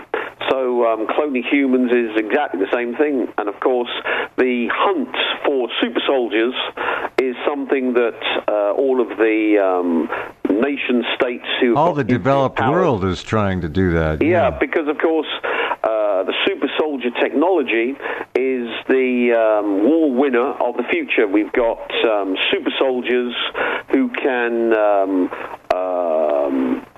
follow up the ultimate human soldier, the Vietnamese, who used to live in tunnels all day while the jungle was being bombed above them, then come up, murder the American invaders, take horrific casualties, then wander on down, something a Western soldier would go mad. Can you imagine living in a rat-infested darkness all day, coming up at night to fight and then going down again? Western soldiers would completely go doolally. The Vietnamese, of course, being the ultimate human soldier, could cope with that, and that's why I went off to Vietnam to try and develop the archetype of the super soldier for my super soldier program, because remember, with a super soldier, it doesn't just stop with emulating the superlative Vietnamese soldier. who isn't particularly large or muscly, but simply has total mental resilience, unlike the American soldiers who are blowing their own brains out or filling themselves up with drugs and having shell shock and post-traumatic stress syndrome after warfare. It's also in developing a soldier, a super soldier, that has the ability to use space and can start controlling reality and get in the minds of the opposite soldier. So there's a massive research program into super soldier technology. Then, of course, we've got Putin stating that the country that masters AI first will conquer the world. So there's a massive effort by China to produce military AIs for all aspects of war, command and control, theater, combat, and they're plowing billions into AI technology, and according to the media, seem to be ahead of the evil empire of America, which is falling behind in not only the super soldier program, because the super soldier program, the chief researcher into the transhuman aspects of super soldiers is yours truly. I'm off back to the Far East to do more research while putting my feet up on the beach in Vietnam. And I won't work for the Americans because I'm having my own private war with the Rothschilds. And since the Rothschilds control the West, the deep state in America can hardly invite me to go and work for them, because I'm busily on a crusade to hammer the Rothschilds left, right, and centre and stick up training programs to all of the state-sponsored and corporate and criminal organizations on the planet to use psychic warfare technology to hammer the Rothschilds for profit and control.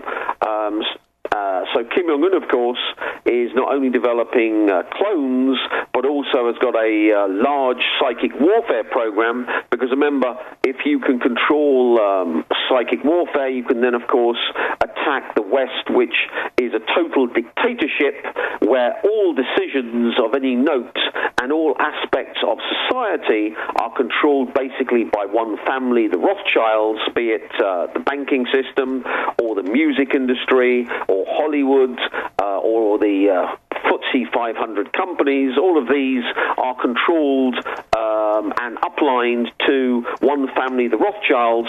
And of course you've got Jacob, his wife Serena, who runs the Tory party. Every Tory leader in the UK is chosen by Serena Rothschild. She, of course, chose Cameron.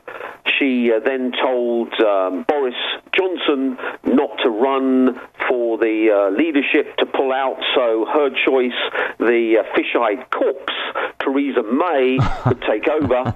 And now the fish-eyed corpse is in complete chaos because Brexit has collapsed.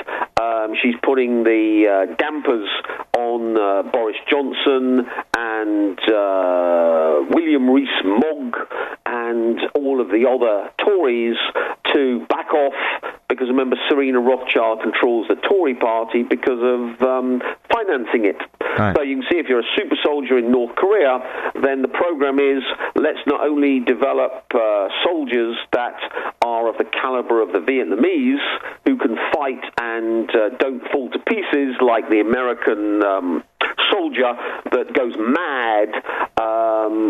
Let's have soldiers that can withstand hellish conditions, but also there is now the mad rush to emulate yours truly and produce soldiers who can manipulate space and start remotely influencing and remotely killing the enemy soldiers. And then, of course, with the technology I'm revealing, that you can call up the archetype of the Rothschilds or the U.S. military or the CIA or the NSA or the Zionist billionaires, and then work on the archetype in C-space, and then cause changes in those people using this technology. One can see the battlefield has gone into cyberspace, and we're now actually having war in the way that Colonel Alexander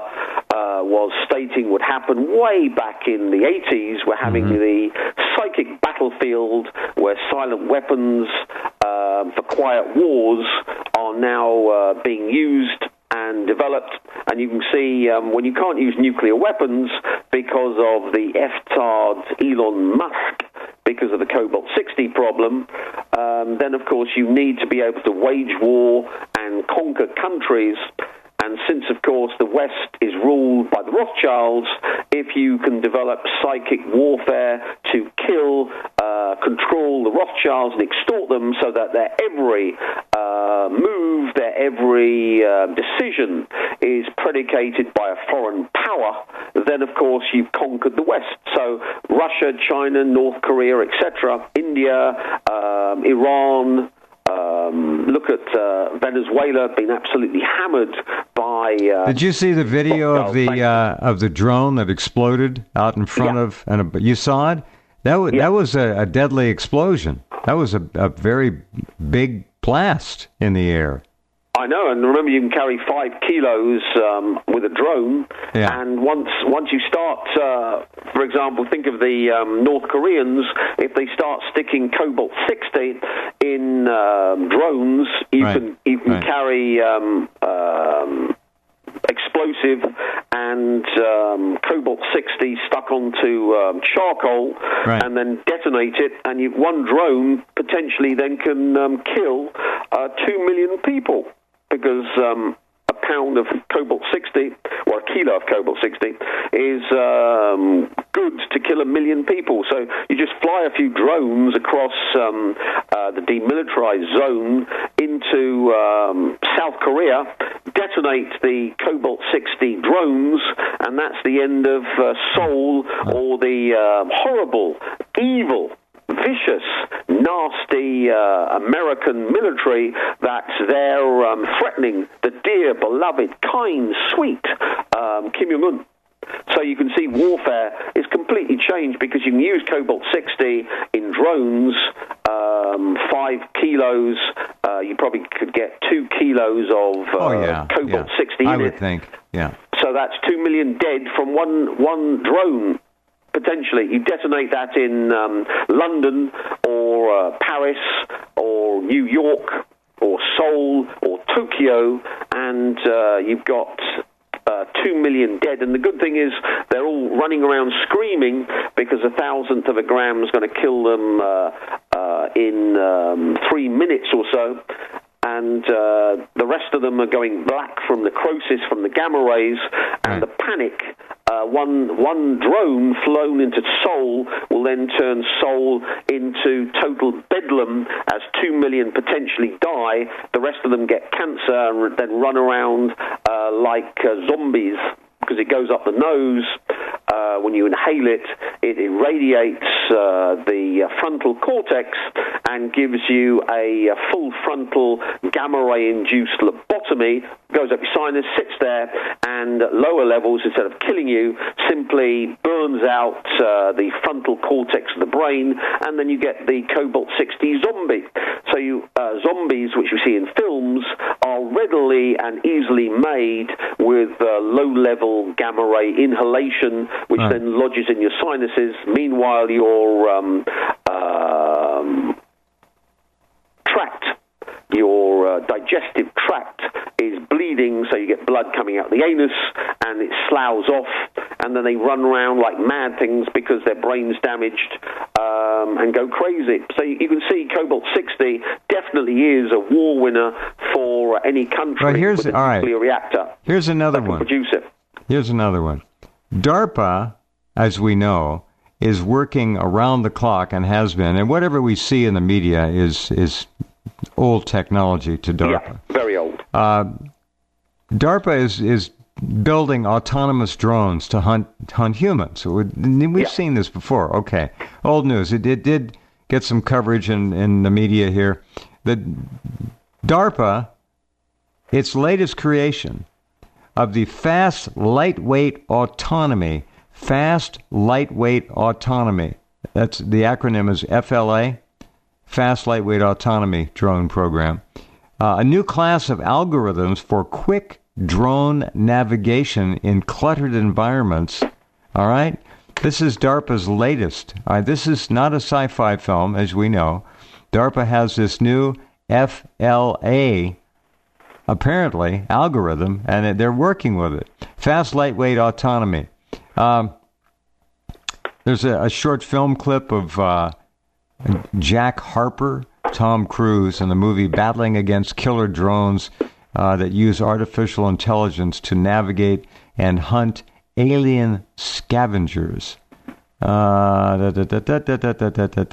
While DARPA's FLA program has yet to mount a directed energy weapon with enough kilowatts to blast a human to smithereens, it seems like the agency responsible for emerging technologies for use by the military has entered into Phase 2 flight tests, demonstrating advanced algorithms in drones could be autonomously induced to perform tasks dangerous for humans, such as pre-mission reconnaissance on the modern battlefield, blah, blah, blah. All right, so this is just, again, a little teaser about what DARPA is up to. This is old tech. Just keep that in mind. They do not release current tech. It's old stuff. No, they want drones to be able to fight in cities because you take tremendous casualties in cities. No more house-to-house combat. They'll drone-to-house combat. Yeah, unless of course you follow Vladimir Putin's strategy, which he used on the Chechens of just leveling Grozny, which the U.S. military eagerly followed in leveling all of Fallujah the cities and Raqqa. Yeah. So they just followed Vladimir Putin's strategy. Why waste your soldiers on house to house when you can simply level the city or town? So that's what's now used. But of course, we know that America is heading for massive race war, massive urban warfare with the breakdown of civil and peaceful society, which is coming in the future. So, of course, it doesn't warrant leveling Washington or New York or London or Paris. So, of course, then you need drones to be able to go into the catchment areas where the insurgents are housed, which will be like in Paris.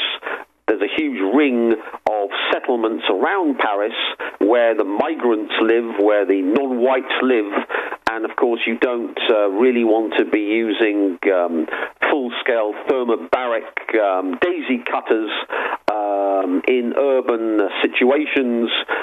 So drones are perfect. The same in Washington. You've got your black ghettos where the race war will be fought in the future. While in London, of course, it's fully gone. You've got 60% of London non-white, so you basically would have to destroy all of London if when, of course, race war occurs. And remember, race war is a certainty because Cumbra Vieja is coming down, and when it does, the tidal wave will cause complete civil breakdown in the entire West, in all of Europe, all Cumbra of America. Vieja. That's a big story. We haven't talked about that. And that's coming down, so the West knows it's doomed, and they have to plan for these situations. Remember, the U.S. military is now training its military to fight in tunnels because they know when they fight against North Korea or against Iran or against China or against Russia, there'll be loads and loads of underground bunkers and cities. Remember, the Russians have got gigantic cities under the Urals, and North Korea is just tunnel upon tunnel upon tunnel upon tunnel under all those mountains. So warfare as we know it has changed. Oh, yes, totally. Here's a little video on fast, lightweight autonomy, FLA, Phase 2 from DARPA. Here we go. FLA set out to develop some new algorithms to enable small unmanned airplanes. Let me start that again for you.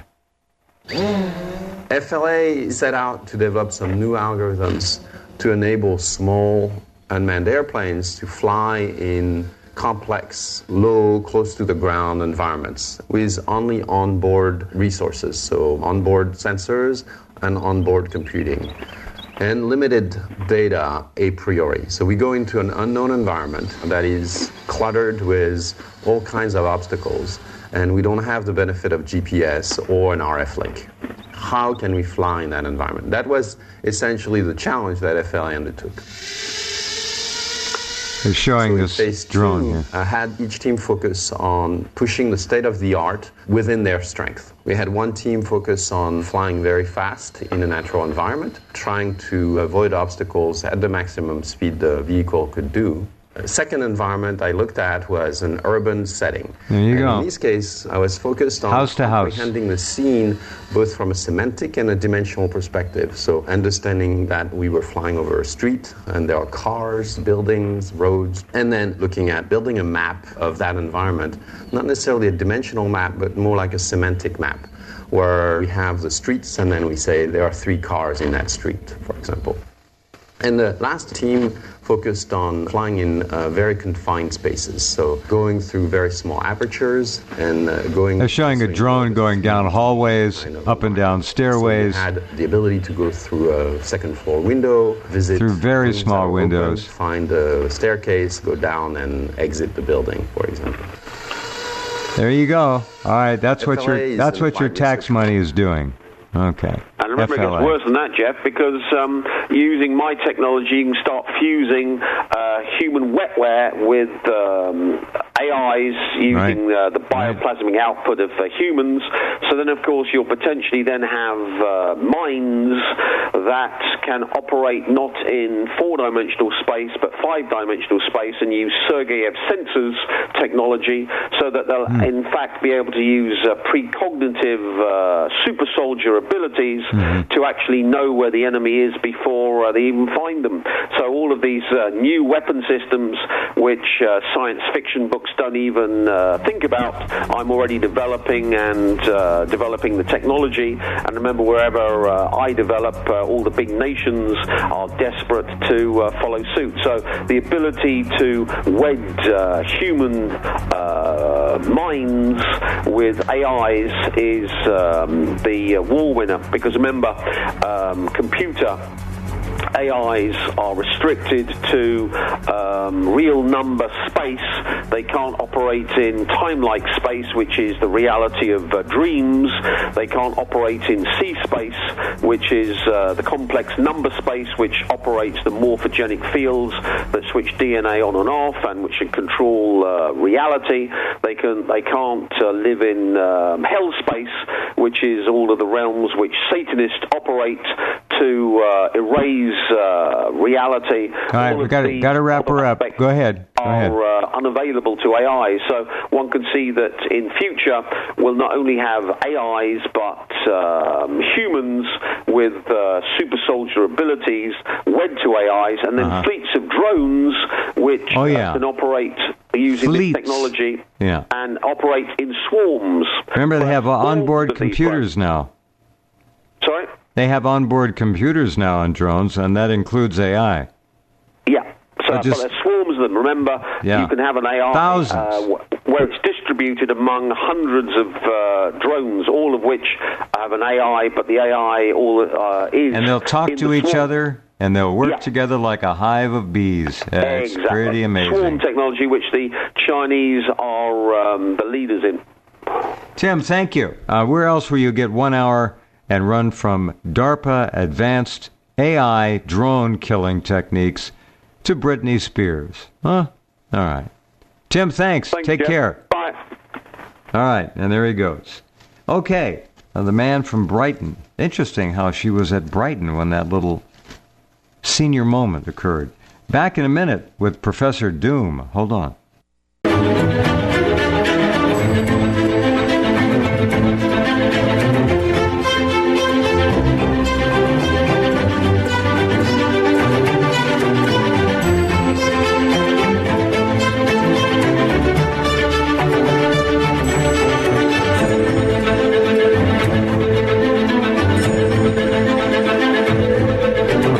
Welcome back, hour number 3. Professor Doom is back with us tonight. He has been writing for years about the disintegrating, collapsing, imploding, rotting, fetid odors coming from America's colleges and universities, which have fallen into sexual and moral depravity, the likes of which only a few insiders really understood until recently, when some of these things began to rear their ugly heads into the view of the so-called mainstream media. Hello, Professor Doom. Welcome back. How are things, need I ask? Well, I certainly can't say things are improving. Well, tell me how they're getting worse. This is always fun. We have spent a number of minutes during his visits, by the way, for those of you who may be new, to describe the unbelievable, inhuman penury known as lifetime indentured servitude. Student loans. We've talked about that. And we really can't, I don't think, wear that subject out. It's that bad. Do you know, just before you jump into your prepared stuff, how many people, how many students, graduates, and so forth, have taken out student loans in the last, let's just say, 5 years, 10 years, whatever? Do you have any stats on that? How many people? Something in excess of 30 million people have student loans. There's more people with student loans than there are college students. Oh, no. Wow. All right. Okay, so what's on the agenda for tonight? Well, I think I found the word that perfectly describes the structure of our higher education system, and that's edu-fascism. That's good. And it's the merger of administrative and ideological interests on campus. And a recent incident really just highlights how it works. So over at American University, they found some bananas, supposedly found some bananas hanging from trees on strings. Okay. And bam, it's a racist incident. Oh, of course. Oh, absolute racism. I mean, you can tell that. Yeah, sure. The bulk of these racist incidents are hoaxes. I mean, they go and investigate them, and they find out that some guy, was doing it just to stir up trouble. It wasn't actually really a hate crime or anything like that. Wow. And this particular racist incident, alleged racist incident involving racist bananas, it really has a big stink on it because admin's got a complete control over the investigation, and they're not going to reveal what they find, if anything. And more importantly, they've already planned to spend $120 million to address this problem of suspended fruit on their campus. $120 million. To do what? The estimate's $121 Find the million, perps and publicly execute them? What are they going to do? Oh, nothing that would be at least a little efficient, right? Kill the hoaxers. That at least would be something. Well, they're going to put up another diversity fiefdom, build some palaces. Another bureaucracy. I got it. Another bureaucracy to stop these hanging bananas. I think that's only reasonable. Hanging bananas. Bananas. And then on top of that, they're going to have mandatory training and the ideology, of course, of how, white people are evil and you shouldn't do these horrible things like hang bananas. It's okay to be utterly racist against white Caucasians, but if you hang a banana on a tree, you're in big trouble. That's a problem. And it really highlights the merger here because admin totally wins, right? You get another dozen vice presidents, you add another 30, 40 people to the administration, they get more palaces, they get more money, and also the ideologues win because there's going to be even more of these mandatory, multiculturalism and diversity meetings. Right. And that's why I'm really leaning towards the edu-fascism as the new model for higher education, at least the one that's really getting obvious in the last few years. Well, I think that totally correct. And they're even going to put a mandatory course in, 2-semester course. This is happening at American University, and the course is called the American University Experience. And all it is racial and social identity indoctrination. The course descriptions are all online, so I'm not exaggerating that they're not hiding it in any way. Training and sensitivity. I see. Helping these people become better people. Wow. Exactly. Unbelievable. And so straight win-win, but it sure doesn't do the guys taking out loans for this stuff. They will be. They'll be taking out loans. That'll be part of their educational package that they're indenturing themselves for life to be exposed to. Jeez, it's just getting worse and worse. It's really amazing. That was another issue I just recently discovered on YouTube. People are posting videos of their college debt experience. Oh, no, tell me more. Tell me more. Well, it's amazing. At first, you get the undergraduate experience, right? So you come out of there, and you might have $20,000-$30,000 in debt if you're lucky. It depends. If you're lucky, and you realize, hey, you're not really getting that good of a job, and so you go back in to graduate school. Right. Well, actually, there's two parts to it. The first part is if you can't pay off your debts, if you're not getting a good job anyway, what one person talked about is the income-based repayment plan, which is, it sounds great, right? It's based on your income. Right. And the thing is they say only about 10% of student loans are in default, but that's not correct. There are so many programs that hide the defaults, and the biggest one is the income-based repayment plan. And so she signed up for income-based repayment plan. So they're going to allegedly make your payments fit your income capabilities. Okay. That sounds fair, doesn't it? If all you can get for your degree is, a job pouring coffee, then they cut your payments down. Well, that's nice. And so she started making these payments, and 5 years later, she was deeper in debt than she was before the payments. Because it's not an income-based repayment plan. It's just it really should be called just whatever money you can give us, we'll take plan. That's right. Because all it doesn't cover the interest, and so the interest compounds on the principal, and so now you got interest compounding on interest. It's just a complete death spiral. Oh, this is pretty wild. And this is so insidious. This one person online complained, you need to have a degree in finance before you can get a degree in finance. Very good. Because she had no idea what she was signing up for, even after she graduated. But no one explained to her that that this new wonderful repayment plan was actually going to hurt her. She was going to be deeper in the hole than before she started. Here are two videos, African-American women. One of them, $156,000 student loan debt. The other one, I'm $200,000 in debt. My debt story. How could they possibly end up that much in debt? $200,000.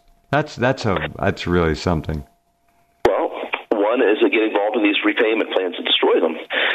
And then the other issue is then they go back to graduate school to get that that PhD, right? Yeah. And this is the part that's really insidious. I really think these schools that promise to operate integrity have real problems when they cheat the high school students into these plans. But now when they come back for graduate school, you say, okay, well now they're not high school students, they're adults, they should know better, right?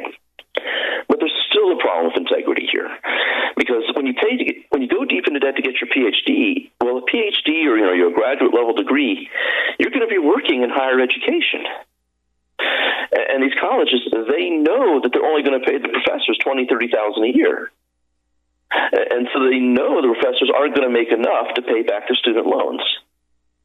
And so they're still being destroyed. I mean, if they set the market, they can't set the price for everything coming in as well. And this one woman explains, now I have my PhD, I'll have this loan paid off, I can't afford to have a child till I pay off the loan, and so I guess I'll have a child when I'm 60. Okay. Yeah. Here, I haven't seen any of these. I've got to look at some of these. You probably looked at too many. 50,000 views already on this one. One man's story proves student debt can literally drive you crazy. All right. No doubt. News.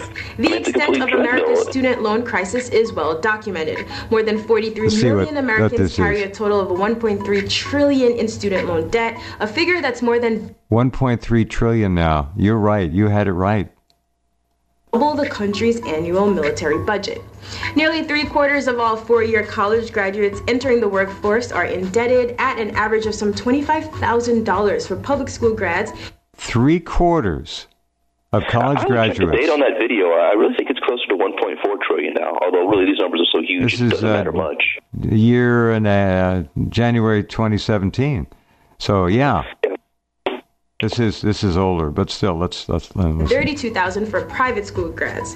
Interest rates are as high as 12%, and for many young Americans, it all adds up to a mental health strain that becomes overwhelming. In fact, stress from student loans is taking a devastating toll on this generation's mental health. Surprisingly little research has been done on the subject, but in one study conducted by researchers at the University of South Carolina and University of California, it was found that student loans were linked to poorer psychological functioning, even when controlling for factors like socioeconomic status. Exactly. The study also found that taking on loans impacted borrowers' mental health even before they had finished school, and that higher debt was in fact linked to more serious depression. In November, Complex talked with Jeremy Lucas, a man struggling with the mental health consequences of student debt. In the fall of 2010, after studying for 2 years at a local community college, Lucas, a soft-spoken young man from Western North Carolina, enrolled at Appalachian State University. He was only a couple semesters shy of a bachelor's degree when his parents told him they couldn't support him anymore. Guided by the university, he took on a $20,000 loan and also started working, but soon found himself struggling to pay basic bills. In 2013, he dropped out without graduating. A year or so later, Lucas was still living in Boone, working the night shift at McDonald's and trying to save money so he could re-enroll in school. But the stress of his student loan, rent, and everything else had pushed him into deep depression. After one long night shift, his manager lashed out at Lucas and another co-worker, and the tirade finally pushed him over the edge. While other workers went back to their shifts, Lucas grabbed a chef knife and thrust the blade against his neck. A co-worker intervened before he hurt himself. Looking back on the incident, Lucas told Complex, "My whole spiral downward started from the fact that I couldn't pay for and finish college on my own. I had to do whatever it took to survive, which put me in some ugly situations." Soon after the knife incident, Lucas quit his job at McDonald's and moved back to his parents' home in the country, where he serves as a groundskeeper. He's had other jobs, but he's ended up losing them because of his anxiety. He got fired from one position at Walmart after suffering a panic attack while on the job. Now he's seeing a therapist and is mostly focused on improving his mental health so he can reach a place where he can handle working again. Okay, you get the idea, ladies and gentlemen. You get a loan and your life is essentially over. It can be that bad. You're definitely in a lot of trouble. And what happened to that kid on the video there, and this is really common. The thing is our public schools, they drill it into you that you have to go to college after you graduate high school. You're worthless unless you do. It's ground into your skull that you're a loser if you don't. Yeah. Imagine if they drilled into your skull that you had to be able to slam dunk a basketball after you got out of high school. Yeah, you'd need a trampoline to do it. Right? Because, some people just can't do that. No. And there's nothing wrong with it. You're not less of a person if you can't slam dunk a basketball. And it's the same thing with higher education. Not everybody is built to sit there and study 17th century French literature. This really isn't for everyone. Here's another African American female. How I got $80,000 in debt. Are we seeing targeting here? There's another one. I pay $900 a month on my student loans. So this is the fourth African American female in these stories I'm looking at. Anyway, go ahead. Well, no. There is some targeting because over the course of the last 10 years, the schools have said, you know what, we've mined out all the people from families that come from education, or that come from a background of college-educated parents. Right. And so they started targeting, the poor and the people who don't come from a family of higher education. And it was a double whammy. One, they're poor, so they really don't understand the financing of how loans work and how compound interest works. And two, since they don't come from a family whose parents had college degrees, the kids coming in don't even know what higher education is supposed to be about. They don't know you're supposed to study. As far as they're concerned, if you just sign up for classes and show up about half the time, you're set. And so you have these people pouring onto campus that really shouldn't be there, both financially and academically. And the schools brag about all their first generation students, but that's not a plus. And so there is some targeting, absolutely. Here's another one. This is hard to believe.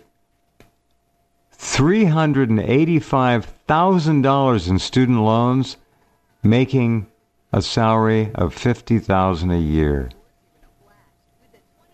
Wow. Yeah, you're making $1 million a year. I mean, the old canard is college graduates make over $1 million a year, but that does no good if you end up paying $2 million in interest, or over $1 million over a lifetime, rather. And that's basically what they've done, is they've raised the price of higher education to the point that whatever job you get isn't going to pay for the cost of the education. Right. Wow. And so, $50,000 a year, that's not bad. But, he could have gone and worked for Roto-Rooter and made that and not spent 6 years in college. That's a very important point. It wasn't said facetiously. People who are plumbers or work in plumbing trades, electrical trades, building trades, if you can get in, a lot of them are being overtaken by illegal aliens. We know that unfortunately, is a fact of life. But a Roto-Rooter franchise owner will make at least $50,000 a year, probably more than that, easily. Oh yeah, they're very busy. Not at all. No, yeah, they're very busy. $385,000 in debt. Wow. Well, again, it's such a trap. Even if they figure out after a couple of years how far in debt they are, they're stuck. They have no choice but to double down, because if they walk out with no degree and they're $100,000 in debt, well, now they're really doomed, right? Absolutely. So they may as well take out another 100 or 200 or 300,000 more, because they've got nothing to lose. Their fate is already sealed. It really is just so wrong on many levels what we're doing. It's not just wrong. I think it's psychopathic, is what it is, to set these kids up like this. Hold on, here's another. Let's see what she has to say. This is kind of a short one, I think. My name is Lauren Campbell. I have a BA in Germanic Studies from the University of Chicago. In what? Germanic Studies. Again, back when that's higher a very high demand field, isn't it? Well, it's not. But you understand, back when higher education only cost a couple $100 a semester, you could study what you wanted to study, and that was okay. It was no longer a life and career choice. It was something you did for personal edification. But now they've made it so ridiculously expensive, all those scholarly and academic fields that used to matter. No, you can't do that anymore. You simply cannot, study Germanic studies or French literature or English poetry or any of that.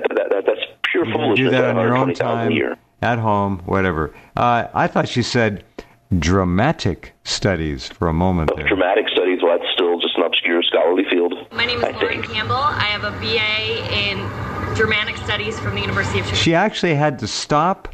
She wrinkled up one eye and looked skyward and then remembered what her BA was in. She didn't remember. I'm not kidding you. My name is Lauren Campbell. I have a BA in Germanic Studies from the University of Chicago, and I'm getting my JD from Boston College in about a week, and my student loan debt is approximately $210,000. I mean, I guess I'd like to understand, I have 4 loans out from undergrad and 9 loans out from law school. I'd like to understand, what are the differences between my loans? What are the interest rates? Are they variable or are they fixed? Why are they one or the other? My variable interest rate loans are at a pretty high interest rate, and if the standard interest rates in the economy right now are low, as far as I understand, why is it that the student debt that I have to pay off is charged at such a high interest rate? And then whatever, why do I have to get 9 loans to go through law school? I just did an exit interview that explained all of here are your loans, here's when they become payable, here's who you contact, stuff like that. But if they make it much more clear from the beginning so that we have an understanding of what we're supposed to be doing and what the interest rates are and stuff, I feel like a little more transparency about everything would be nice. I majored in German and law, and I don't want to major in debt. Too bad.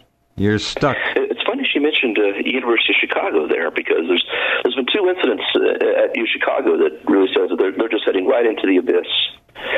The first thing is the students are demanding a diversity and inclusion graduation requirement. In other words, they're actually asking to have another mandatory course on diversity and inclusion. Oh, my. Oh, they don't teach common sense, do they?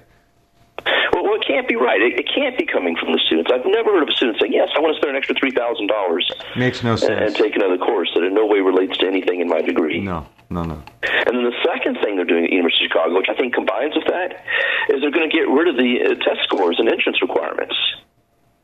Excuse me? Instead, students will just have no to put more, in a 2-minute we don't video. want to discriminate, right? So there's no more entrance requirements. Is that what it is? Yes. That's what they're saying, is, having them take tests and demonstrate that their actual have academic skill and scholarly aptitude is a mistake. So instead they're going to put in videos. Wow. Again, note the idea here. The admin wins, because on videos, a test score, that's easy, right? We don't have to consider, test scores that are below a certain point. But and that takes, 1 second. But now they're going to have 20,000 videos they have to look at every year. That's going to take weeks.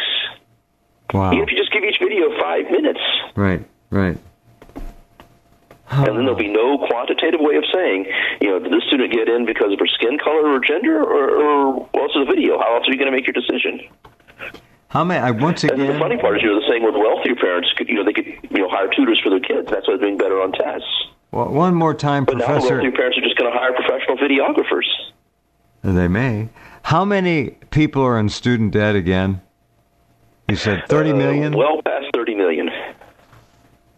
30 million Americans. The way all these numbers are calculated, it's really hard to make an estimate because the students that are currently taking out loans aren't technically in debt. The loan doesn't actually count until they graduate or leave the school. And so the 30 million people are already out of college with debt. And we don't know how many are in school now. And this can go down to junior college, remember, community college. It's Absolutely. not a 4-year university or whatever. Okay, so we what we're doing is destroying an entire generation here. That's what we're doing of America's future. Much, unless they can start having kids when they're 60. No, well, not yet. But cloning, you never know. This is really horrific.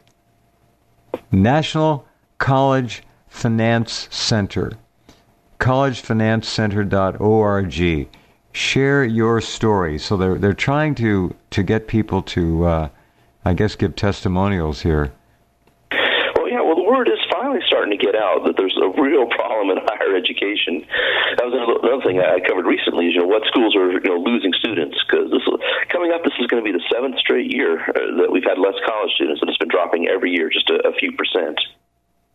And most of the losses are coming at the for-profit schools because they're finally getting the reputation they deserve. They're completely in it for the profits. And the next most losses are at the little liberal arts schools because, all the race riots and ideology, that's turning people off, as well as the high price tag.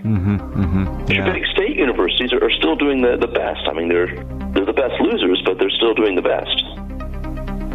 Wow. Hold on a minute. Professor Doom and I will be right back with more.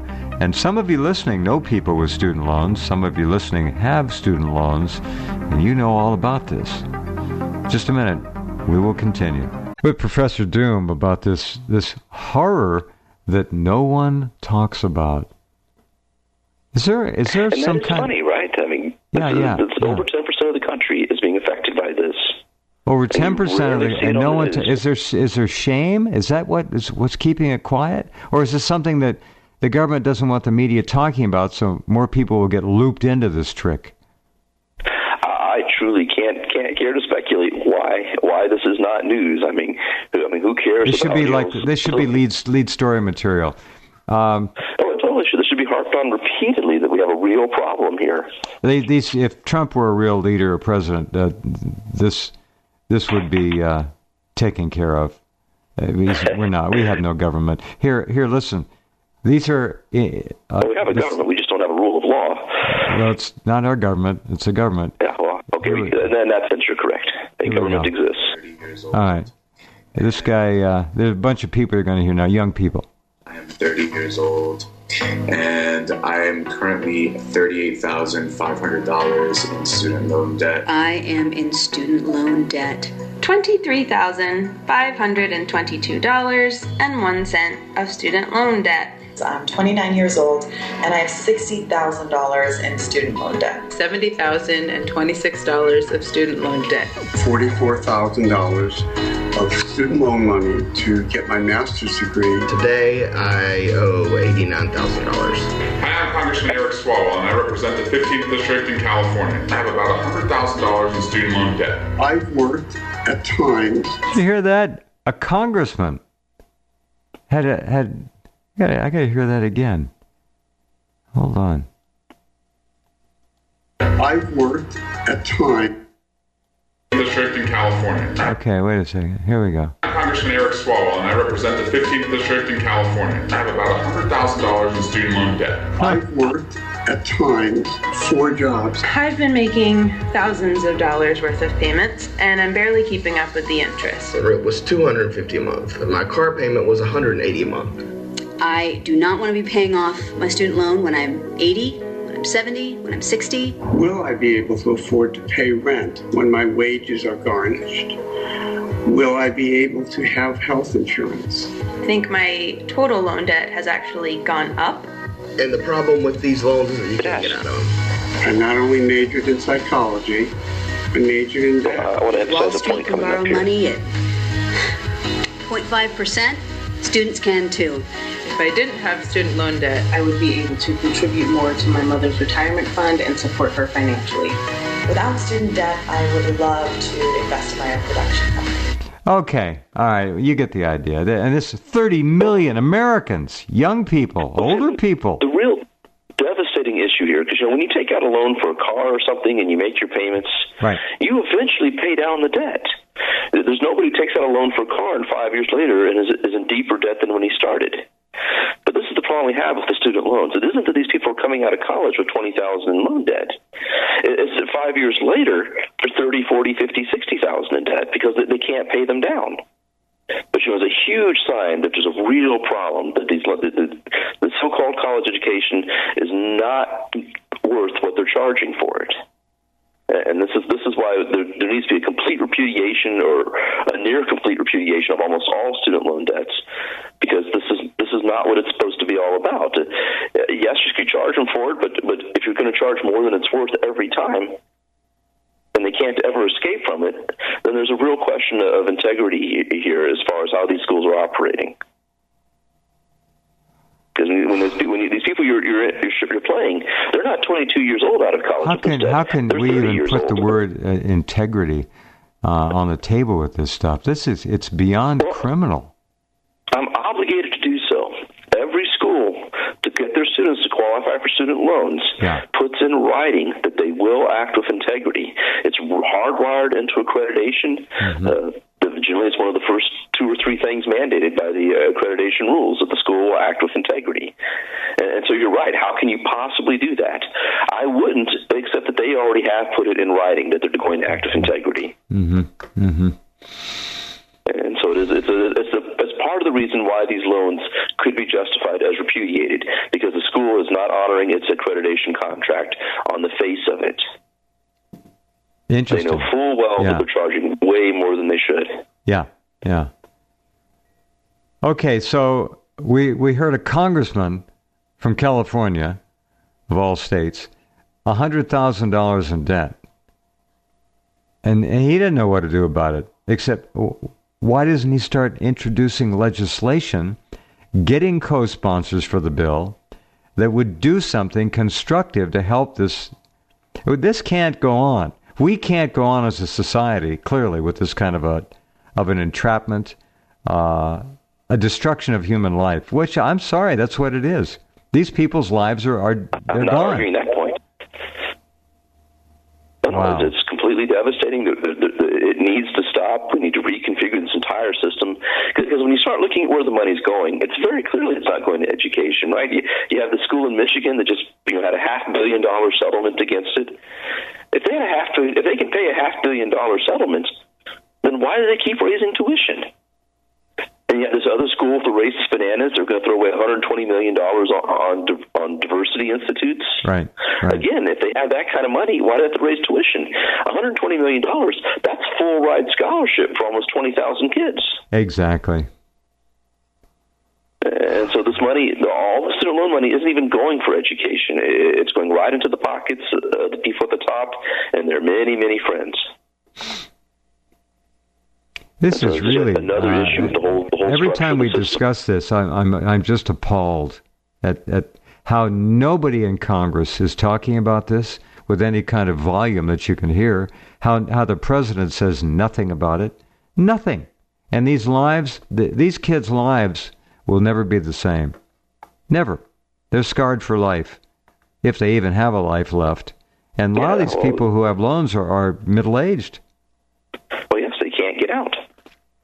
All that happened, I mean, the whole system was set up wrong in the first place. You were supposed to start making payments on your loan as soon as you got out of school. Right. But you don't get hired right out of school, right? That 2008 meltdown really caused a lot of people to be out of work for, 3 months, if not a year. And as soon as you stop making those payments, well, then they really skyrocket.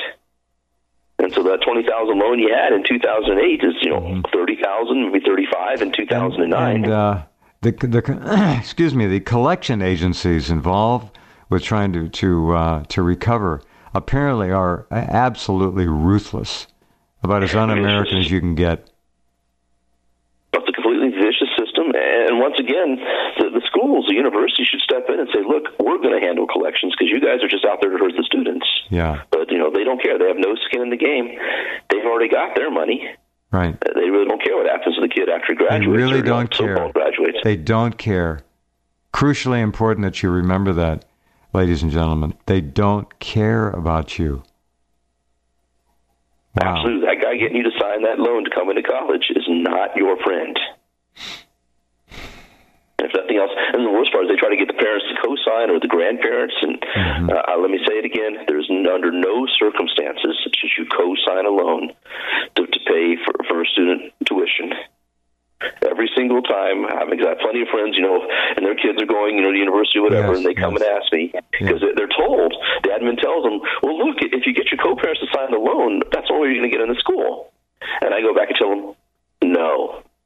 The way how the system is set up, you do not need a parent to co-sign." And every single time, the school relents and says, "Oh yeah, it turns out we don't need a co-signer." But they'll still tell you that in the first place. They just want as many names on that document as possible because there's no escaping those student loans. You can't get out through bankruptcy. In New Jersey now, you can't even get out through death. There's no escaping. And so you don't want to co-sign. And you generally don't want the loan for yourself, but you don't want to co-sign for someone else. That there's no reason for that legally, and it doesn't help the student. It only hurts you.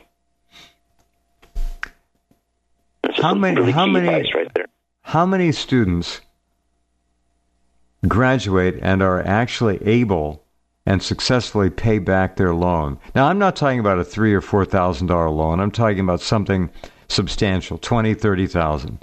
What is the success rate at actually paying these things back? Do we know? That's a good question. I'd have to sit there and play around with estimates. I would say something like 20%.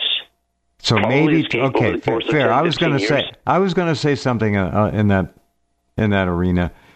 To 20-25% at the most are people who actually pay these loans back, are able to pay them back.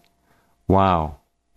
It really depends on how it's structured, but the vast majority of them are structured in such a way that you're not going to pay it back in less than 10 years unless you call up the company and renegotiate. Because obviously they want you paying that loan as long as possible. You bet. And so you'd have to graduate and get a high-paying job almost immediately. And it does happen. If you get certain STEM degrees, petroleum engineering, for example, you can totally get out of school and get a job pretty quickly. But the vast majority of others, you cannot do that. Because, again, higher education wasn't designed to have you start getting a $50,000 a year job as soon as you got your English Lit degree. Or, God forbid, gender studies. Or, God forbid, German studies. Germanic studies, yes. It's certainly a legitimate field, but it's a dead field. And this is another thing that's happening pretty much across the colleges. All the liberal arts are really suffering. Yeah. Because the system is not set up for liberal arts. The system is now turning into a jobs training program, which I don't criticize. Because if you're going to pay this much money, you have to get something that'll let you pay it back. Right. And so almost all the liberal arts, there's no reason to do that. That's complete foolishness. You want to study a foreign language, go do that on your own time. Don't pay $100,000 a year for that. And truth be told, you really should. You've got YouTube right there. If you want to learn how to speak Spanish and learn about Spanish culture, you can find videos all day long, 16 hours a day for 4 years. You'll learn at least as much as you would in school. And you wouldn't pay $100,000 a year for it. But again, that's yet another issue. That's what they're doing in Wisconsin, is they're shutting down a lot of their academic programs. They're shutting down the history department and much of the English department. Tell me more. And replacing it with? And and replacing with more or less jobs training program. You got criminal science and let's see here, I can get the rest of them. I think there's a fireman training program. Well, it's all about workforce training. Yeah, I agree. And Charlotte you totally should. Yeah, has been on this for years. They're killing all the foreign language programs. And again, on the one hand, I grieve at the loss of those academic programs, but on the other, at $100,000 a year, you have to get something that will pay it back. And let's see, so they're going to get rid of the academic programs. And again, these are universities. This is supposed to be higher education, and they're going to focus on business, chemical engineering, computer information, law enforcement, fire science, and graphic design. And I imagine fire science is just a little bit of spin on saying fireman training. But I see their point, but what happened? Where are the academics going to go? And again, the whole system is just funneling money to the top. Again, like I mentioned at the other school, when they set up that new fiefdom, the director there is going to get a salary of $444,000 a year. Right. And diversity to study, how to keep bananas from hanging from trees. And he's getting more than the President of the United States gets, or theoretically gets. This is such a disgrace for this country to do this to its young people. And these, most of these are citizens. Some aren't, but most of them are young people. They've grown up through the system. Well, that's kind of funny because California actually has a tuition payment program explicitly for illegal aliens. And that program, is it possibly any easier than the one for the rest of the students? Well, yeah, of course it is. I mean, one, you have to be an illegal alien. You have to be, an undocumented illegal alien. Or whatever the phrase is. Illegal alien. So what happened? How do these people get a better break? How are they taken care of more leniently? They get scholarships, which again, this is a complete violation of federal law. You're not supposed to be able to aid and abet a criminal like this. But for some reason, California actually has explicit programs for undocumented immigrants. Wow. Which, we know what that is, but it's madness. Right. It's California crazy. It's not, and again, I don't know of any legislation that has been introduced to deal with this on a massive scale. And it is a massive problem. 30 million people, 30 million lives compromised, 30 million lives ruined, anxiety, depression. That's 30 million current plus the 20 million that are in college right now. So it's in the area of 1/6 of the country if you want to look at all loans. Wow. Yeah, huge. This should be front page every day saying, wait a second, this is a train wreck. This is a train wreck in progress. It's been a train wreck for 5 years minimum, or like 10 or 20. Right. And as the current structure is set up, it'll be a train wreck for at least another 10 years. And no one is going to make it mandatory that students have to go through some kind of a program, a series of sit-down meetings to understand what they're getting themselves into. Time and again, we've heard stories of people, I didn't know what I was getting into. I didn't understand how the collection, I didn't understand how the compound interest hit me. They didn't know. They didn't know. They're too busy taking mandatory gender studies and mandatory sexual orientation studies. And so something like a third of students in college aren't even aware that they have debts. Because, again, those debts technically don't count until they graduate or leave. Oh, my. Is that insane? How do you say you're acting with integrity when the suckers don't even know how badly that you're hurting them? Couldn't you at least have told them what they're doing to themselves? Nope. I truly am appalled every time you're on the program and we talk about this. Just stunned. Wow. It never ceases to amaze me as well. I mean, we're focusing on loans now, but I'll have some other stuff on just how crazy so much of it is. I mean, I'll talk about this one Title IX thing. Title IX, because there were so many sex crimes and going on in higher education, the federal law, they crafted something called Title IX just to make sure it doesn't happen quite so badly. Right. And this poor girl, she was raped. It was a very clear-cut case. Right. And the Title IX department whitewashed it. But they can do that.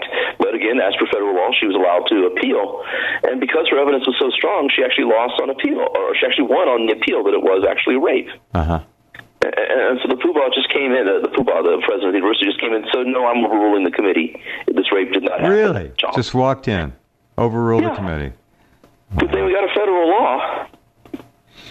I mean, come on now. I mean, I realize the whole he said, she said rape thing, but this was pretty strong. She wasn't drunk. She had recordings. Right. She reported immediately after it happened. I mean, she did everything you could possibly do, and it still wasn't good enough. He just overruled it. What about... Again, it's because of the weird legal system on campus, which they have their own little jurisdiction. Yeah. That's why I use the words like fiefdom and ruler, because it's... Right. It's not like, very it's not like some Walmart or something. Are we beginning to see a pattern of suicides yet? Well, suicide rates are up in general across the United States. I can't help but think inescapable student loans are a factor. They have to be. But I mean, you're seeing other patterns. So a lot of people are, or there are many expatriates, because that is one way to escape student debt. If you leave the country and you go and work for a company that's not an American company, there's almost nothing they can do to reclaim that student loan money. Wow. And so there's quite a number of people that have expatriated to just escape the student loan debt. Which, again, this is madness. America is supposed to be the land of hope, and these people are running away because of what we're doing to them. A refugee from America, of America, their own country. Because they can't escape the student loans any other way. And so that's a definite pattern that's popping up. I mentioned before, prostitution is a very strong pattern. Yeah. I mean, I sent you a link before of this website that specializes and females looking for males willing to pay their tuition debt in exchange for I don't think I got that. Send that again. That's worth. We need to do a program on that. I don't even want to say the name on the air, but I mean, no, they specialize in it. We need to do a program. Which university has the most such students, and we need to try and find maybe a couple students who will come forward and talk. We don't need their names or locations. I just want to hear the desperation. That may help some understand. There are a lot of you listening who are younger. I got a very nice email from a young man last week, 18 years old, very appreciative of the information that comes out on this program, listens, clearly is one of the very few that we can look to if we have any hope at all in the future. But he's 18. I think he's too smart to do this, from my understanding of what short email, but don't do it. And if you have children, don't let your children do this under any circumstance. Get them out of college, get them away from college. Help them understand that peer pressure means nothing. Don't empower peer pressure. You don't go to college for a semester or a year or two or ever. It doesn't matter. You are who you are. This is really awful. Man. Well, I very strongly recommend spending some time in the real world before going to college. It's the only real teacher we have. You're not going to get it in a university. Yes, well, that's another issue. Is the vast majority or about half of students, even after 6 years, when they give them a test and they give them the same test 6 years later, there's no measurable difference. None. Because they're literally doing nothing in the school. Party time. Well, yes, they're certainly partying and running up debts. And again, the whole structure of that, again, a lot of schools, they have an 85% pass rate. As a professor, if you don't pass 85% of your students, and again, I document this. I mean, these are schools. That's a stricture. That's a staff stricture. You've got to pass 85% of your students.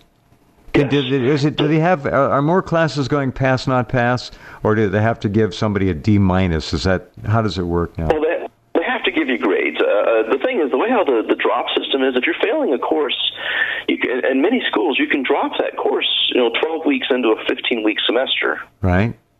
So you have to be just about comatose to fail. You should just drop the course. And again, the professor, of course, he's penalized if you drop. And so he's really motivated to give you a C or better in general principle. Right. But I mean, I really find these 85% rules to be just really obnoxious. I mean, absolutely, I want everybody to succeed. But if I'm teaching astrophysics and I've got 20 chihuahuas in my class, I have no choice but, to assert that I have 17 chihuahuas, bare minimum, that can do astrophysics. And I really think that kind of rule is wrong. But there's schools in Georgia where it's clearly documented that that's what the professors have to work under. How much longer does this go on before something is done somewhere, somehow? How many more have to go into debt? 100,000? We would need a complete economic upheaval, the way how everything's entrenched. I see no way this is going to stop in the foreseeable future unless everyone just starts walking away. And right now we're only losing 4 or 5% a year. So I guess 20, 30 more years. So this is really endemic to the whole system now. There's an entire structure that's almost impossible to break. So I'll keep swinging. Yeah. Professor Doom, thank you for all that you do. You can find his wonderful essays under columnists on the left-hand side of the homepage at Rense. All right, talk to you next month. You take care. Certainly, you take care. Thanks. Professor Doom, and what a doom-laden hour that was for a lot of young people. It's just, it's horrific. Lives destroyed. All right, we shall continue our efforts to help all of us get a better handle on things out there. Tomorrow night, 21 hours from now, George Filer will be here and others. Talk to you then.